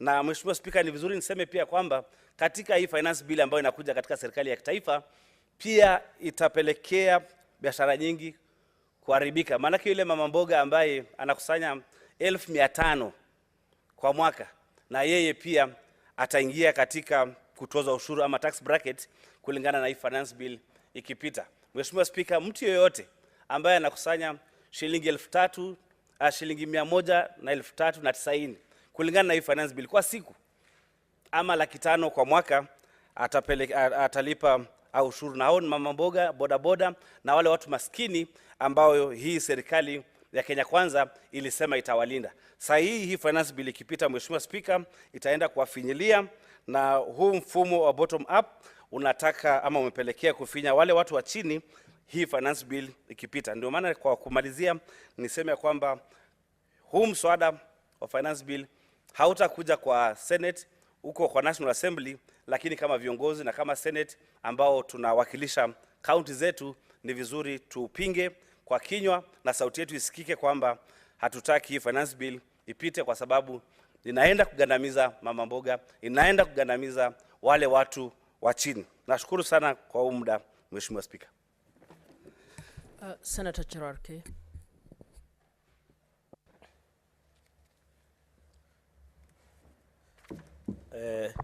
Thank you, Madam Speaker. I concur with what my colleagues have stated on this, the County Allocation of Revenue Bill 2023.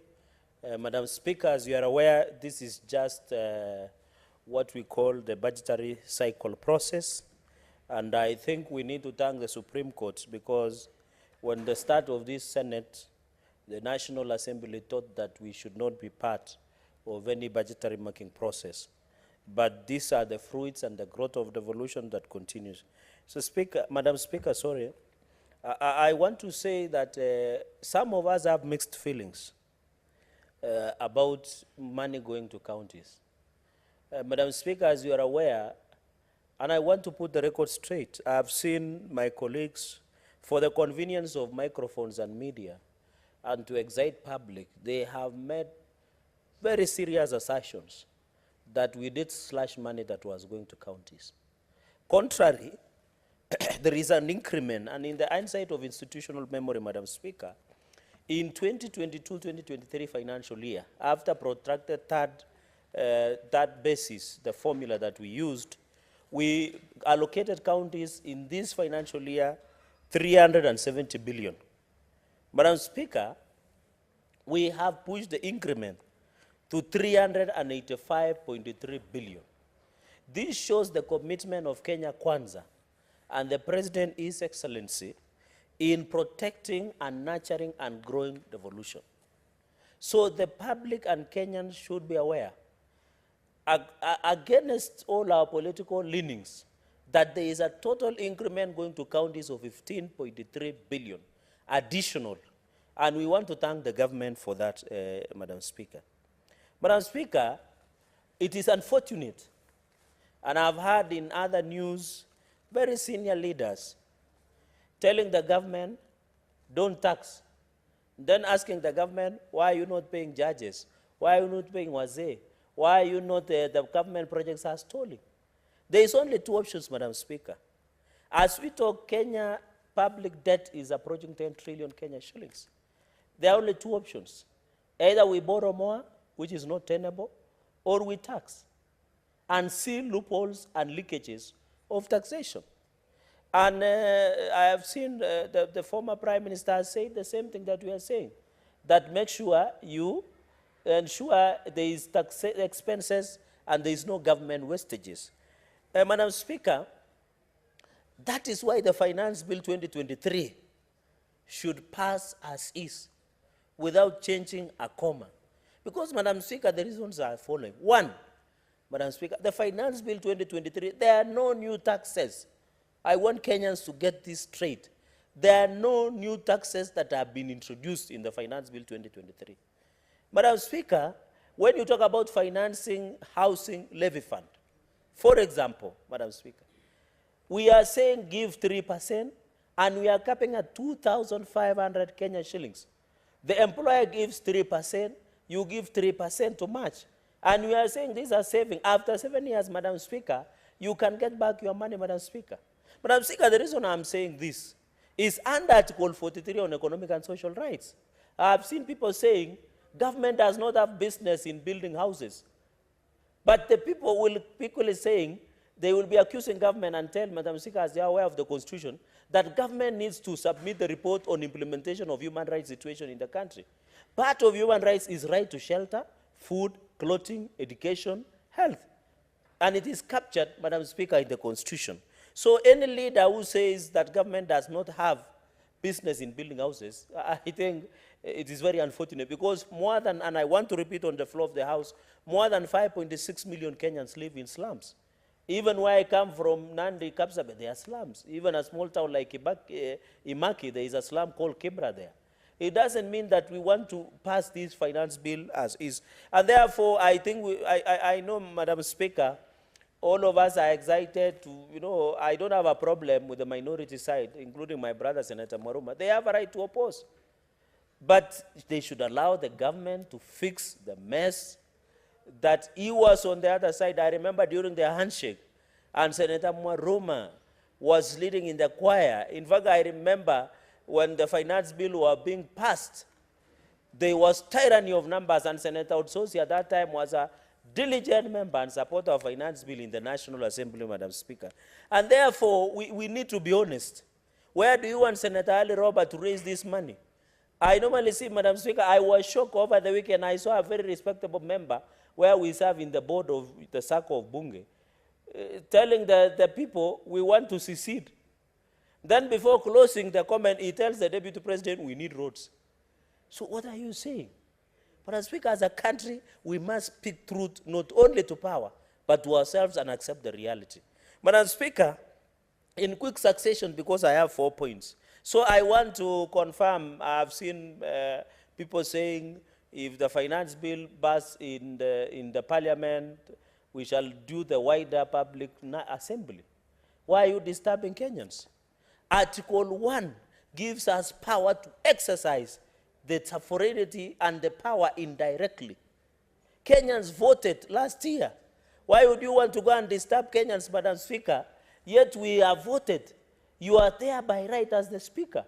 Why would somebody imagine that you cannot preside the House and therefore go outside there and make noise, yet we were elected to preside over? So, Chair, I want to confirm, and we have tremendous respect to the Chair of Finance and Budget. He's one of our principals in Kenya Kwanza, and a party leader, and I can see he's excited about it, which is okay. So I want to confirm to the whole country, this finance bill shall pass. We will raise the revenue and confirm to the nation that the revenue that should be raised will be used in a prudent manner. The second point and final is that, Madam Speaker, I have mixed feelings, especially I have seen there is an increment to Nandi County, and this one will be my closing remarks. Madam Speaker, I have mixed feelings, because if you want to know where corruption is, the headquarters of corruption, lethargy, mismanagement of county resources is Nandi County, under a governor by the name called Sang. Because, Madam Speaker, a few days ago, there are many women who have lost lives at Kapsabet County Referral Hospital giving birth. Why should a woman in this time and era die while giving birth? I thought it should be the other way, giving life. Madam Speaker, and it is sad that we are pushing to increase money to Nandi. Madam Speaker, I want to challenge the finance and budget so that we don't, I've heard we are making sweeping statements, all counties are corrupt, all counties are not functioning. I want us to come up, and I expected the chair of finance to listen to this, bring a policy or legal intervention to stop counties like Nandi County, who are perpetuating corruption, from receiving their allocation until they show prudent use. If Mandera is doing very well, let them get their money. If Mandera is doing very well, let them not be condemned because Nandi is perpetuating corruption. We must, as a Senate, bite the bullet, Madam Speaker. And you know the problem with EACC and DPP? They are partners of crime. You report a misappropriation of funds in Nandi, they go and tell the governor, there is this issue, they see each other, you may attend, that is it. The people who reported are now the target of being hounded political witch hunt, and even witch hunt by the EACC and the DPP as opposed to the perpetrators. Madam Speaker, we should not allow, and therefore I want to condemn what is happening in Kapsabet County Referral Hospital and other hospitals, Madam Speaker. You will find our governor, Madam Speaker, and it is sad because Nandi, in the financial year, it got 6.9 billion. We have increased to Nandi 7.3 billion. But you will find my governor changing himself on the runway tarmac of the JKIA, moving from the Etihad to Kenya Airways, from Kenya Airways, Emirates, from Emirates, Lufthansa, from Lufthansa, any other, even private, Madam Speaker, at the expense of what we are allocating, Madam Speaker. I feel so painful that 6.9 billion, we are increasing to 97.3 billion. There are no drugs in hospital, more than 196 facilities in Nandi. When you go to Maraba, you go to Kapsabet, you go to Mosoriat, you go to Kabiet, you go to Chepterwe, Madam Speaker. In fact, I am of the opinion that I have seen in your bill, Senator Roba, that even LT should go back to the national government, because counties cannot manage. In fact, I have appealed to the president that if other counties refuse to relinquish the LT function to the national government, I, as the senator of Nandi, I am requesting the president personally to take over the LT function for Nandi County. Because my people are dying, I am tired of burying them, I'm tired of attending funeral services, simply because of negligence of somebody who should be doing their job, Madam Speaker. And we have agreed, our governor, since he is serving second and final term, that he can just, we can just pay him salary and allow us to take these functions to national government for the president to assist us. Roads, Madam Speaker, you are our neighbor, and I know you have passed Nandi and you admire Nandi. We are not well. The roads are pathetic. We can't take our produce to the market. We can't take our milk. Can you believe our milk is getting expired before it reaches the market? Can you believe the maize? I see the issue of hunger. My brother, Senator Utsosi, is my neighbor, but cannot access the hunger. Yet I have hunger because of pathetic road state, Madam Speaker. Even myself as the senator, I cannot access my home in Mosoriat in a Kapkeben village because even my road is in a pathetic situation. So you can imagine if the senators, the road that goes to the senator's home is in pathetic, you can imagine the Mamamboga and the border and the people who are at the bottom of the pyramid, Madam Speaker. Madam Speaker, the fifth question, and therefore I want to challenge, you know, I didn't want to speak for other counties. We are allocating funds, but we need accountability. I want to challenge EACC. I have said, when even Governor Robert, Senator, now used to appear before me, I want to challenge EACC. Please, do your job. We cannot be appropriating money. And I want to, in fact, Madam Speaker, when you look under Article 219 of the Constitution of Kenya, if money has been appropriated by Parliament, and I hope the new CS Ndungu, because we censured the former CS Ukuri Yatani, Article 219, a county share of revenue raised by the national government shall be transferred to the county without undue delay and without deduction, except when the transfer has been stopped under Article 225.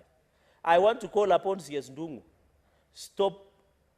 don't stop violating Article 219. It's very clear. Release the money to counties. Release money to Mandera, to Vihiga, and many others, Madam Speaker. Madam Speaker, with those very, very many remarks, I know This bill has a timeline, and I agree with the mover that we need to do revision as soon as next week Tuesday. But I hope, there are sections of the bill I don't agree with, Madam Speaker, and I hope the chair, when he will be doing the reply, especially on the transfer of functions, just one comment only, Chair, through you, the Speaker. We need to agree. Madam Speaker, can the chair, as taking off notes, brief the House on how many transfers functions are yet to be given to counties, and how many costing, or how much that it should be due, Madam Speaker. Madam Speaker, in conclusion, I want to tell the people of Nandi, I'm increasing money from 6.9 billion to 7.9 billion. But we must sit down as a county and don't give a chance, an open check to our governor to continue plundering our resources.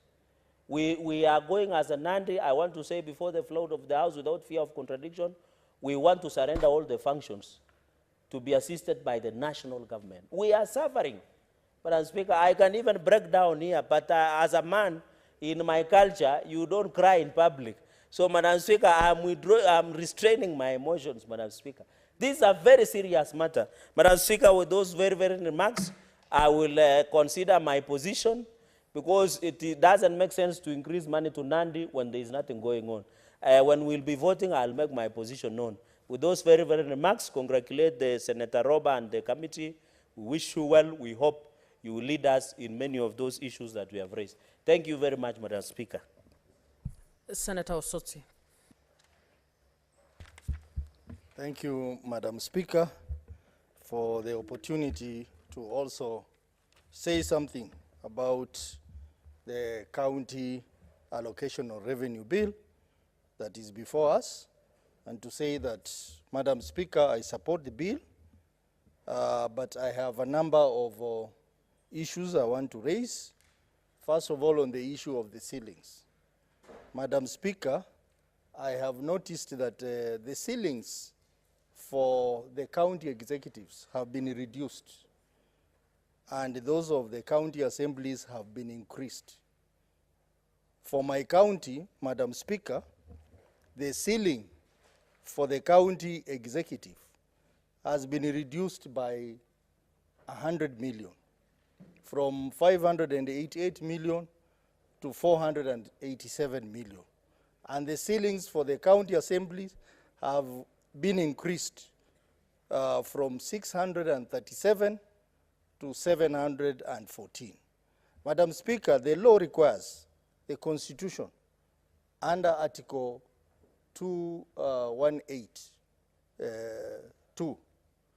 It requires that whenever we have a significant deviation, the explanation must be given in the bill.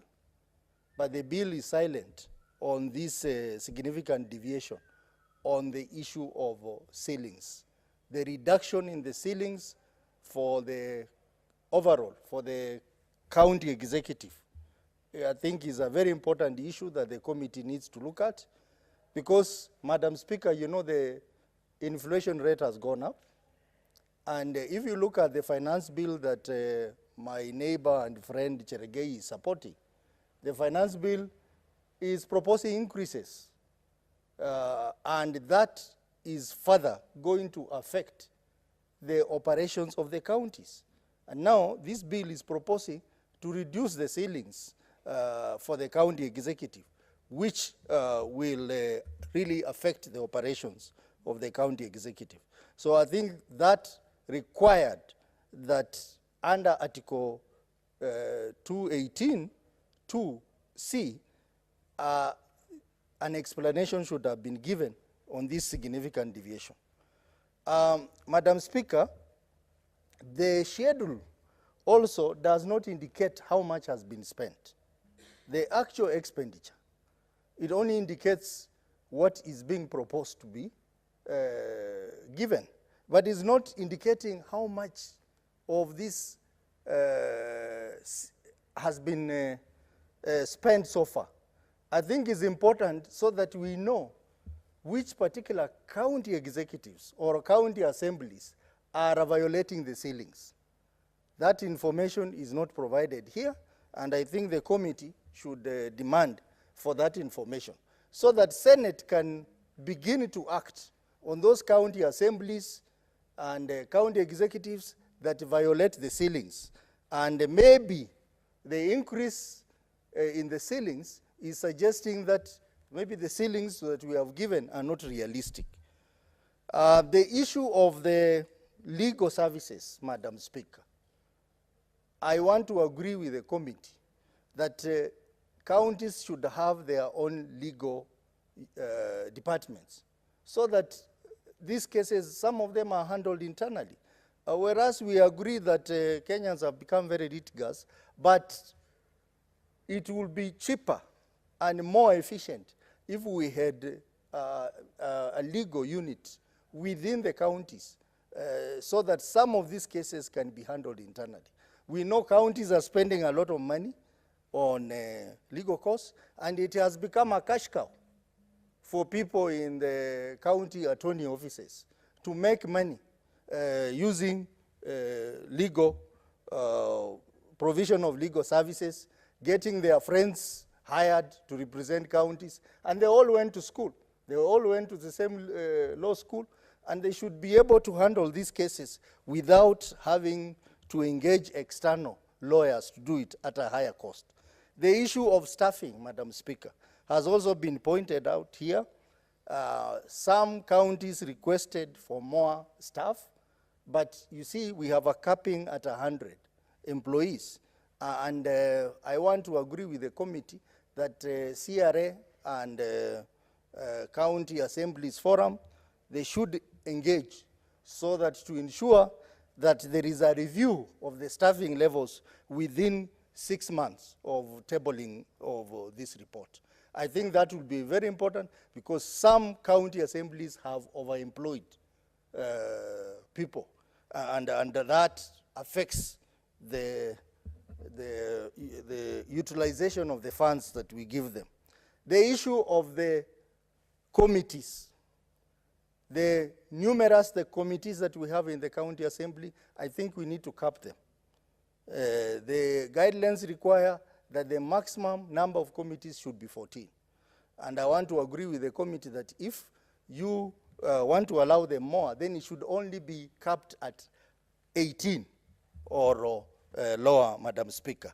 Because the higher number of committees means higher expenditure, and also the composition of these committees.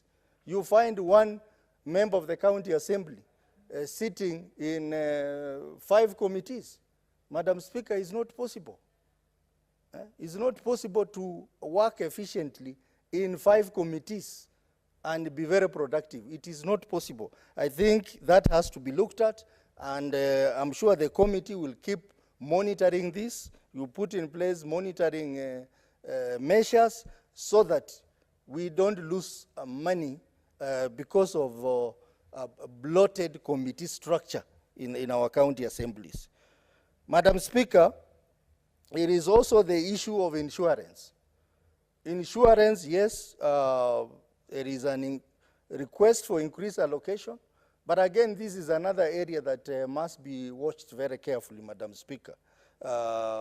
We can look at it in 2 perspectives. One, that this is an avenue for corruption, and 2, there may be need for increase of insurance ceilings on need basis, because you know insurance is there to cater for risks. Madam Speaker, let me also talk about the equitable share. I have had colleagues on the other side trying to explain that we never lost. We got 5.3 billion extra. But you see, when you factor in the element of inflation, then you realize that counties lost.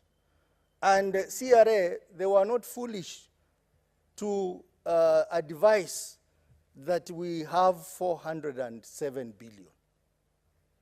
But how a Senate can decide to go for a lower figure of 385.4 billion and not 4 or 7 billion.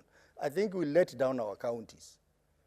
And as Honorable Sifuna said, I think when we are given an opportunity to increase our resource envelope, we must take that opportunity and increase the resources that we allocate to the counties. It is very sad.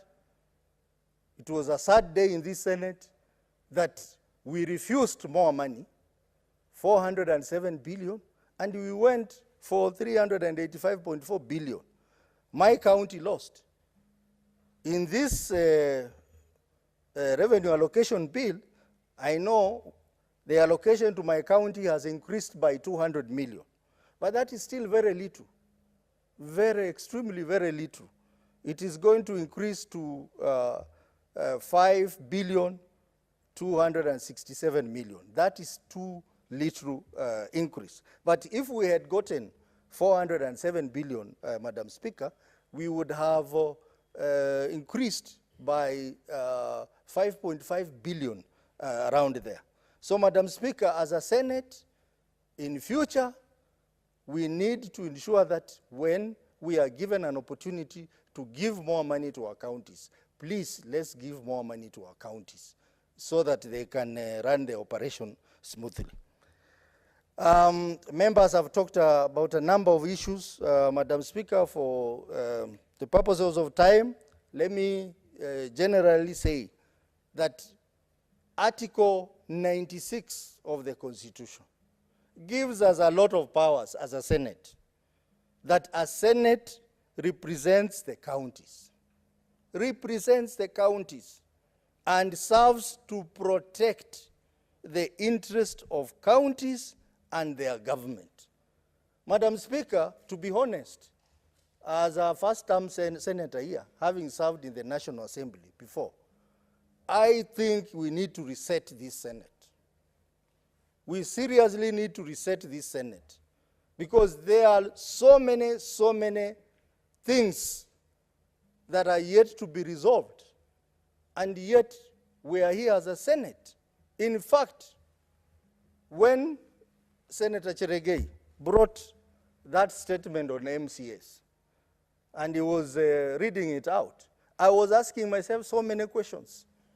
That why must Senate appear like we are unable to do some things? We are there to protect counties, and counties includes county assemblies. What are we doing about it? How can SRC just decide to slash their salaries and we don't do anything? We wait until they strike and we pretend we want to do something. I think the relevant committees must quickly sit down and make a resolution, even if it means coming up with a motion on this floor, Madam Speaker, for Senate to be heard very clearly, because we have the powers under Article 96 of the Constitution. Madam Speaker, the issue of delayed disbursement of funds, the law is very clear. Article 219 requires that the national government, the account share of revenue raised by the national government should be transferred to the counties without undue delay and without deductions. That is very clear. Why are we allowing the national government to go against the law? And we are quiet. We are doing nothing about it. Madam Speaker, every now and then, every year, we pass disbursement schedule. After this bill has been passed, we will pass a disbursement schedule. Why do we do that? If the ultimate powers are with the Treasury to vary when the money will be given and how much will be given. I think the Senate has to reset itself, assert itself, and do its work. And we should not join the chorus that is crying outside there when we have the law on our side, Madam Speaker. Madam Speaker, my Committee of Public Investment and Special Funds, currently we are dealing with the issue of pension funds in the counties, where counties owe employees 60 billion shillings. And this is because some counties have not been remitting money, and control of budget does very little in this case. Madam Speaker, we'll soon be bringing a report here, and we want Senate to rise to the occasion on that day to say that it is important for these people to be paid their money, all the money to be paid, even if it requires us to insist that that money has to be drawn from the equitable shareable revenue to the counties. Madam Speaker, when we talk about agriculture, when we talk about health, my friend here is saying that services should be taken back, functions should be taken back to the national government. I think this is not the right house for the likes of Senator Cheregei, who is supposed to protect counties and is coming here and telling us that services should be taken back to the national government. This is a clear testimony that we have a problem here. Madam Speaker, we cannot be complaining about health not working in our counties, and yes, bulk of the money is at the national level, Madam Speaker. Why can't we get all that money to our counties? And when they fail, we can raise our voice. We have left the money in agriculture at the national level. We have left money for health in the national level. And then we keep joining the choruses of those who are saying health should go to the national level when we have something to do about it, Madam Speaker. Madam Speaker, when you talk about finance bill I know is a money bill. The Constitution does not allow us to debate it. But I think we need to relook at the Constitution, because if Senate is going to pass this bill, the division of revenue and the allocation of revenue, why should we not participate in the finance bill, Madam Speaker? Because even in these provisions here are going to be affected by the provisions in the finance bill. I have seen one county here that has raised concern about the housing levy and said the money given to them will not be enough because they will be required to pay housing levy, the 3% employer element. So, Madam Speaker, the finance bill, as much as we are saying we are not involved in it, but I think as part of our reset of Senate, it is important for us to participate fully in the budget-making process so that we can be very effective as a Senate, so that we can perform our role under Article 96 in the best way possible, Madam Speaker. Madam Speaker, Senator Cheregei, who is my neighbor, said that they will not amend even a comma in that bill. I want to tell him that Parliament has procedures. Why would you take this bill to public participation to ask Kenyans to give you views when you are not going to amend even a comma? Are you trying to tell us that we are running away from our legislative duties and listening to the executive on everything? So, Madam Speaker, that finance bill, in the form that it is in, it is going to kill Kenyans. It is going to kill this country. And I want to ask my former colleagues in the National Assembly not to pass that bill as it is, because that bill is very destructive, that bill is corruption, and that bill will not help this country. Madam Speaker, with those very many remarks, because of time, I want to say I support this bill with the amendments that will come at the committee of the whole House, so that our counties can get the money that they are supposed to get as per the allocation proposed. Madam Speaker, I support. Senator Omtata.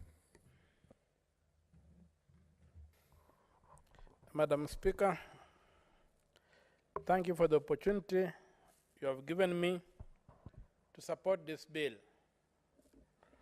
I rise to support this bill, and I associate myself with the comments that have been made by Senator Osoti, except to clarify that the Constitution does not prohibit the finance bill coming in this House. The Constitution only requires that the finance bill is introduced through the National Assembly. think it's been a matter of habit that the bill does not come here. Madam Speaker, I rest to support this bill, but with a bit of some reservations.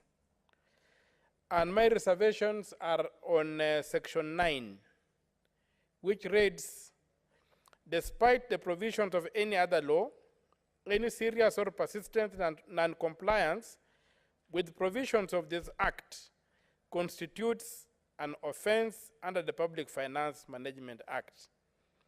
My beef is with the words,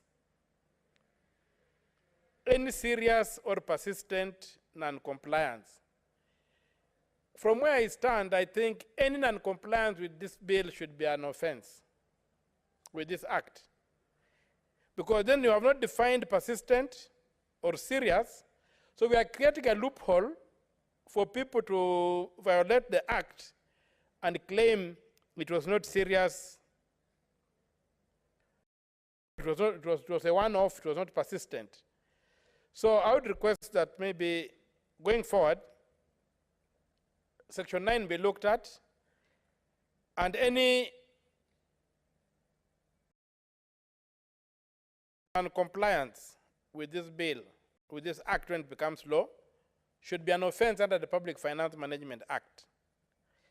I say so because we are talking of money, and we know how public money has been abused in this country. And if we give those who abuse public money any wriggle room, they will wriggle out. They will abuse and wriggle out. They should have no room to wriggle out once they mess. They should be caught up. They should be tied to the issues. So I would say that Section 9 of this bill needs to be looked at.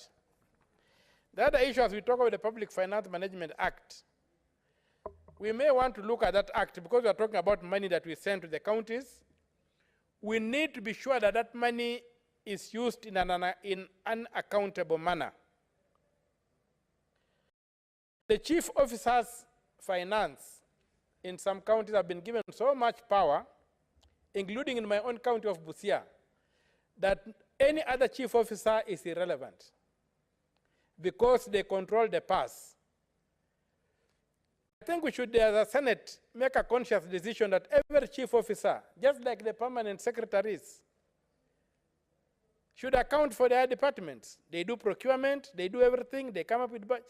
And then, at the point of payment, they cede power to the chief officer finance. Then the chief officer finance becomes a small god. That's what's obtaining in Busia. And at the end of the day, you find that you are being told, bring 10% before your bills are paid. And then it becomes very difficult to hold these people accountable. You end up with a lot of pending bills and all that kind of thing. We would like a situation whereby every department in the county is accountable for everything that it does, including how it spends money. So we should be able to empower chief officers in county government, in every department in the county government, be able to pay for what they incur, the bills they incur. We should not cede to the chief officer of finance. Look at the national government. The principal secretary in finance is not a boss of the other principal secretaries. That model should go down in the hope of stemming or controlling corruption. As I continue to contribute, I would like to make a comment on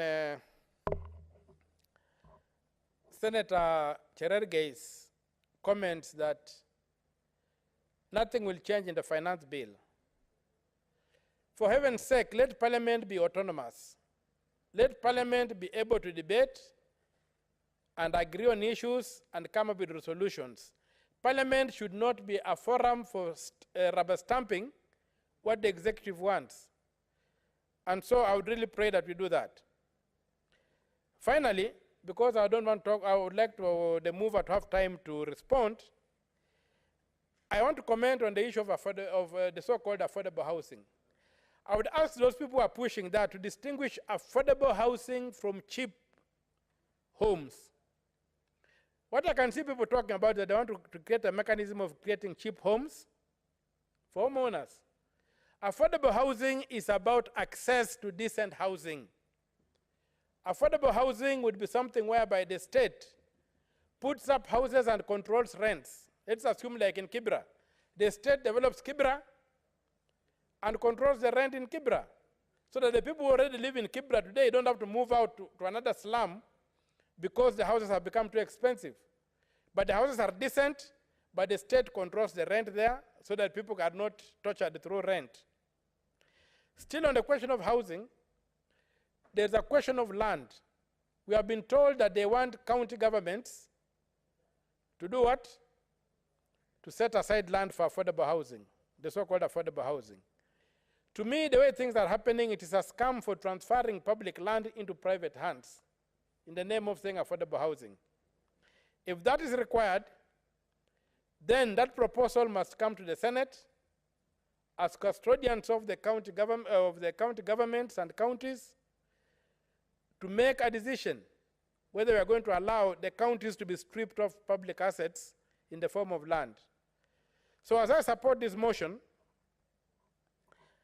I vehemently oppose the idea that counties should be made poorer by being forced to surrender so many acres for so-called affordable housing, which will eventually turn into homes of people, even if there's no corruption, whereby the private developers get land for free, as it has happened in Pakistan, in Mombasa, where the estate was taken over by a so-called private developer that put up houses, and the people who lived in that estate now cannot afford to live there because the houses are so expensive.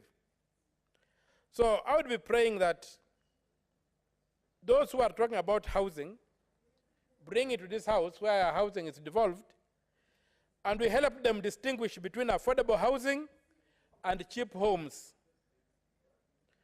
Affordable housing is not about ownership of a home. Affordable housing is about access to decent accommodation, where the state guarantees decent accommodation. So with those few remarks, I support the motion, and I thank you very much for the opportunity you have given me to comment. Thank you, Madam Speaker. Senator Mogeni.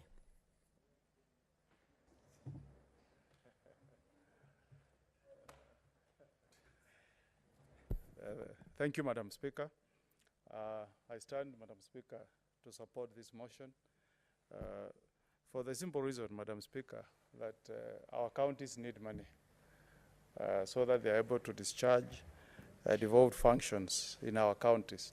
But first, Madam Speaker, I first want to register my protestation that what we are sharing today, 385.425 billion, is not what we intended to send to counties. Even the figure that we had initially proposed, 405 billion, was inadequate, but it's unfortunate, Madam Speaker, that we, as protectors of devolution, honorable senators, contributed in reducing the allocation to counties. But, Madam Speaker, that said, I first, Madam Speaker, want to bring to the attention of this House the fact that our counties are really suffering from late disbursements of money from the Treasury. As I speak, Madam Speaker, my county of Nyamira, the accounts of the executive in Nyamira have been attached by Kenya Revenue Authority because of late disbursements of pay as you earn. And you know, Madam Speaker, I have a lot of respect for former governor for Mandera. But, Madam Speaker, you know that you cannot disburse payee before you pay your employees. Disbursements for the county government of Nyamira for the month of January, February were disbursed in March, together with the disbursements for the month of March. But KRA does not want to engage in any discussions. And this is one government, Madam Speaker. As we speak today, Madam Speaker, the county government of Nyamira is yet to receive disbursements for the month of May and April. But again, KRA has issued agency notices to the county, threatening again to attach the accounts of the county government of Nyamira. Madam Speaker, we need order. We need this government to be functional. You can't not have a government, Madam Speaker, where KRA is attaching another government. I mean, we are becoming a laughing stock out there, Madam Speaker. If you don't give me money, how do I pay pay as you earn to KRA, yet money has not been disbursed.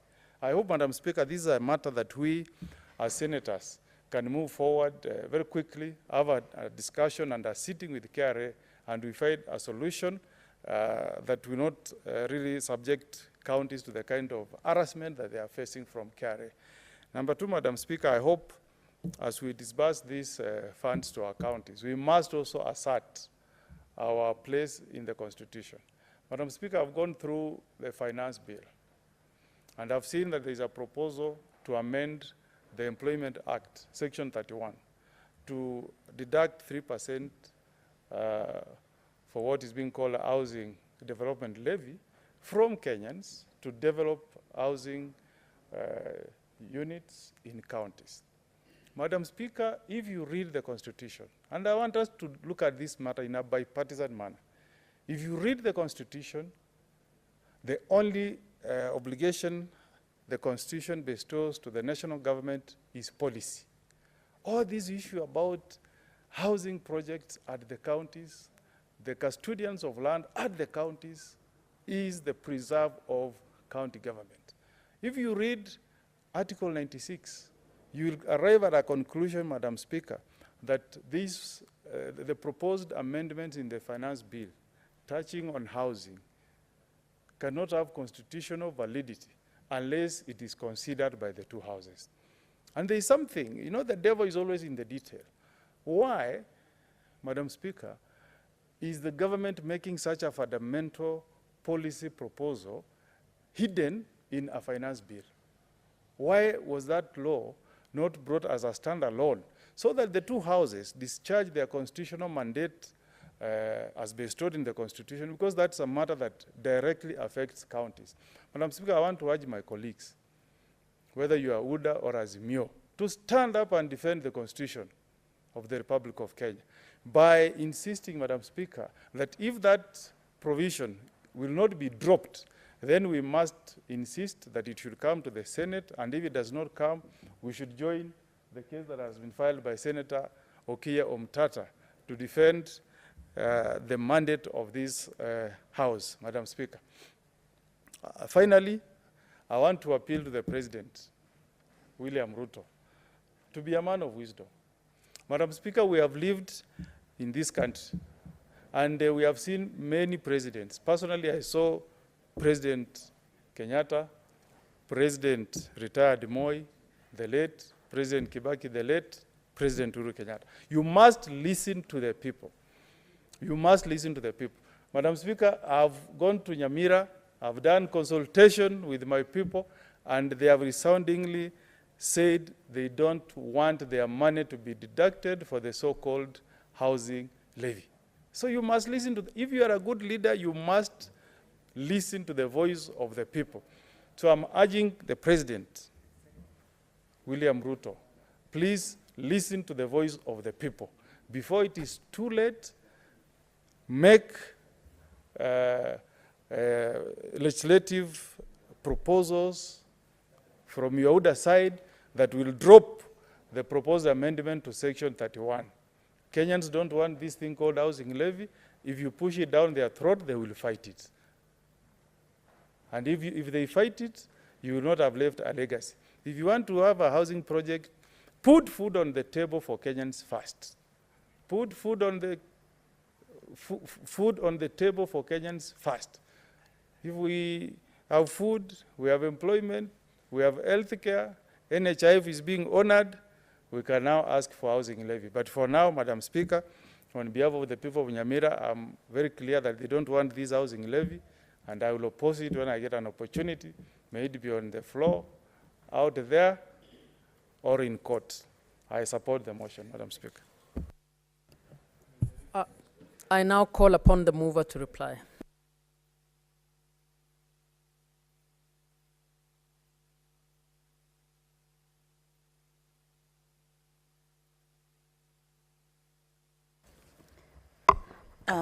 Thank you, Madam Speaker, and I do beg sorry, to reply. I start by highly thanking my colleagues in Finance and Budget for the commitment that they have shown in this bill. I can't forget to really thank the Secretariat, led by our clerk, Gitonga, and his team. And also, Madam Speaker, to thank all the colleagues, all senators that have positively contributed to this bill, the amendments that they have requested us to make, which we have keenly, with my chair seated here at this particular time, dedicated to be able to note each and every issue, each and every concern that our colleagues have raised. This is among the very important bills as a new member in Senate that have paid very keen interest in the key bills that make us be able to undertake our roles as senators. It's among the bills like the Division of Revenue Bill, the county allocation, equalization fund administration bill, and also the county additional allocation bill, which we look forward to still discuss in this House. These are among the key bills in this Senate that help us to be able to execute our mandate by also supporting devolution and supporting the counties. Different issues have been raised, and I want to state, Madam Speaker, that in our committee we were able to take in different concerns from the different county assemblies.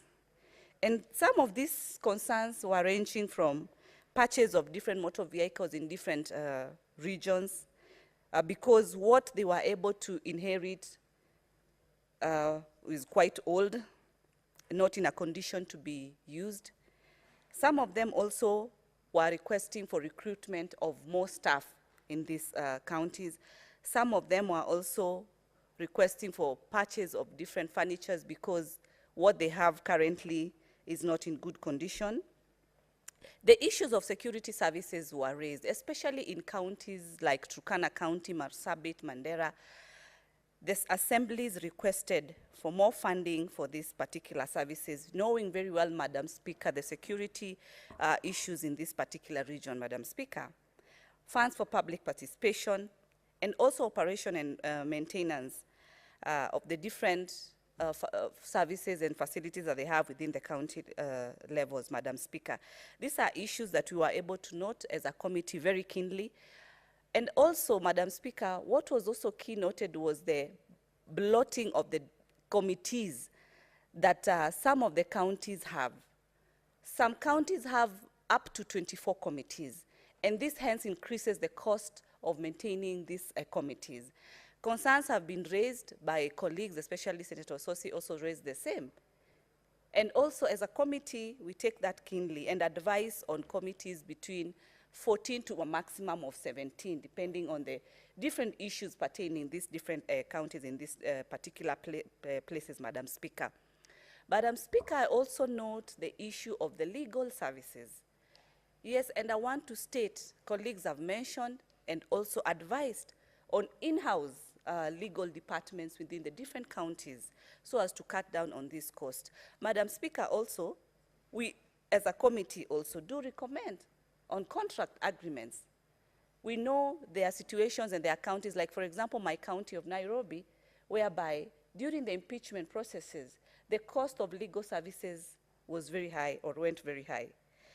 Madam Speaker, issues of PFM Act amendment have also been mentioned, and colleagues have also requested on the issue of the disbursement schedule, us as a committee looking at. And I want to promise and affirm that this is a very key issue, because it is one thing to allocate funds, Madam Speaker. It is another to allocate them timely to these different counties so as to ensure services are continuously delivered as required. Staff are also paid and very much paid on time. But Madam Speaker, I want to emphasize on the issue of accountability. Colleagues have mentioned on accountabilities, and to state that one of our key roles is oversight, which ensures that we go down and be able to understand, the senators, how these funds have been used, are the projects that we are fighting for being able to taken to the levels of the ground.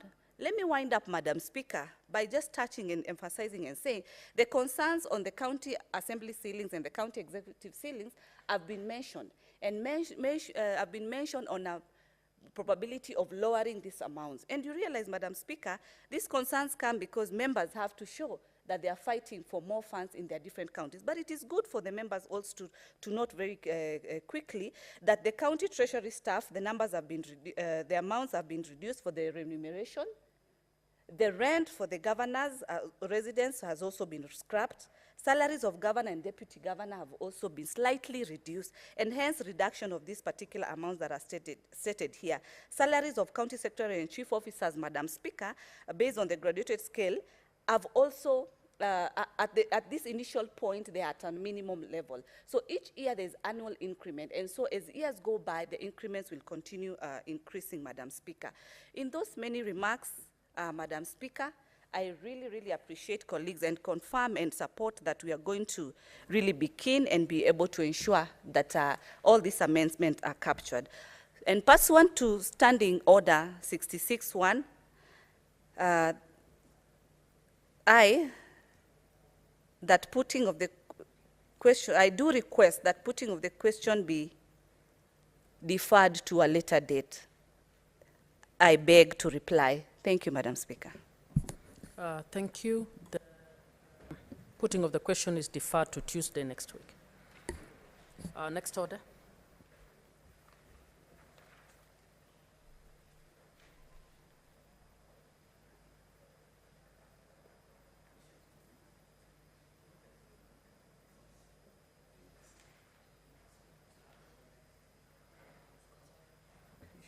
Senator Mutinda for Majority Leader. Madam Speaker, pursuant to Standing Order 57-1, I hereby present the business of the Senate for the week commencing 13th June 2023. Madam Speaker, there are a total of 24 bills pending conclusion in the Senate. Out of these, 20 are at the second reading stage and 4 at the committee of the whole. 17 reports on the bills have been tabled by the respective standing committees to which the bills were committed, while 7 reports are yet to be tabled, pursuant to Standing Order 148. I allow the committees for the tabling of the reports on the bills and urge that we continue with the same spirit. In the same breath, Madam Speaker, I thank honorable senators for the commitment and dedication they expressed during this sitting on Tuesday, 6 June 2023, whereby 2 bills were passed. These bills have since been forwarded to the National Assembly for consideration. As indicated in today's order paper, number 10, the County Allocation of Revenue Bill has been listed. I urge all of us to avail ourselves this afternoon to consider and pass this bill. I cannot overstate the importance of passing the bill, which is a bill that will unlock the release of funds to our counties. Further, a total of 55 motions have been filed by senators. Out of these motions, 29 have been adopted, 1 was negated, and 25 are pending before the Senate. I urge movers of the business to be available in the chamber whenever their business is scheduled in order to prosecute the same for speedy transition on this next stage. Madam Speaker, with regard to petitions, the Senate has so far received 22 that have been committed to respective standing committees, pursuant to Standing Order 2381. 10 petitions are already due for reporting by the respective standing committees to which the petitions were committed. I urge the respective standing committees to expedite consideration of the petitions and table reports thereon. I urge the other standing committees to process the petition referred to them within 60-day period as per the provision of Standing Order 2382. Statements are increasingly being sought pursuant to Standing 53 and others issued pursuant to Standing Order 52. I urge standing committees to promptly consider the statements and report back to the House within the mechanism provided for the standing orders. Madam Speaker, more questions have been filled, approved by the Speaker, and subsequently conveyed to the respective Cabinet Secretaries. At this meeting held on Tuesday, 30th May 2023 and 6th of June 23, the Senate Business Committee approved the set of questions to appear in the order paper for the morning sitting of Wednesday, 14th, 23 and Wednesday, 21st June 23. The summary of the questions and the Cabinet Secretary to appear on that day are as follows. On 14th June, question by Senator John Kenywa, Cabinet Secretary for Interior and Administration to respond on the state of security in Laikipia County and the wider Rift Valley region. Question by the same senator to the Cabinet Secretary for Interior to respond on curbing rampant abuse of ketamine. Madam Speaker, question by Senator Chute to the Cabinet Secretary of East Africa Community, the ASLs and Regional Development to respond on the state of tendering for relief food in the country. And Senator Chute again to the Cabinet Secretary of Investment, Trade and Industry to respond on the pre-qualification of companies to import commodities by the Kenya National Trading Corporation. On 21st, by Senator Chute again to the Cabinet Secretary of Agriculture to respond on the importation of duty-free food commodities. By Senator Lomenen to the Cabinet Secretary of Foreign and Diaspora to respond on the inaction of the Kenyan government to hasten the release of Turkana pastoralists arrested in Uganda. By Senator Mbugua to Cabinet Secretary of Health on accessibility of health facilities and services with persons with disability. Senator Chute again, Cabinet Secretary of Agriculture to respond on the implementation and audit to Kenya Climate Smart Agriculture. Finally, on Tuesday 13/23, the Senate Business Committee will consider and approve the business of the day. This will contain business that will not be concluded from today's order paper and any other business scheduled for the Senate Business Committee.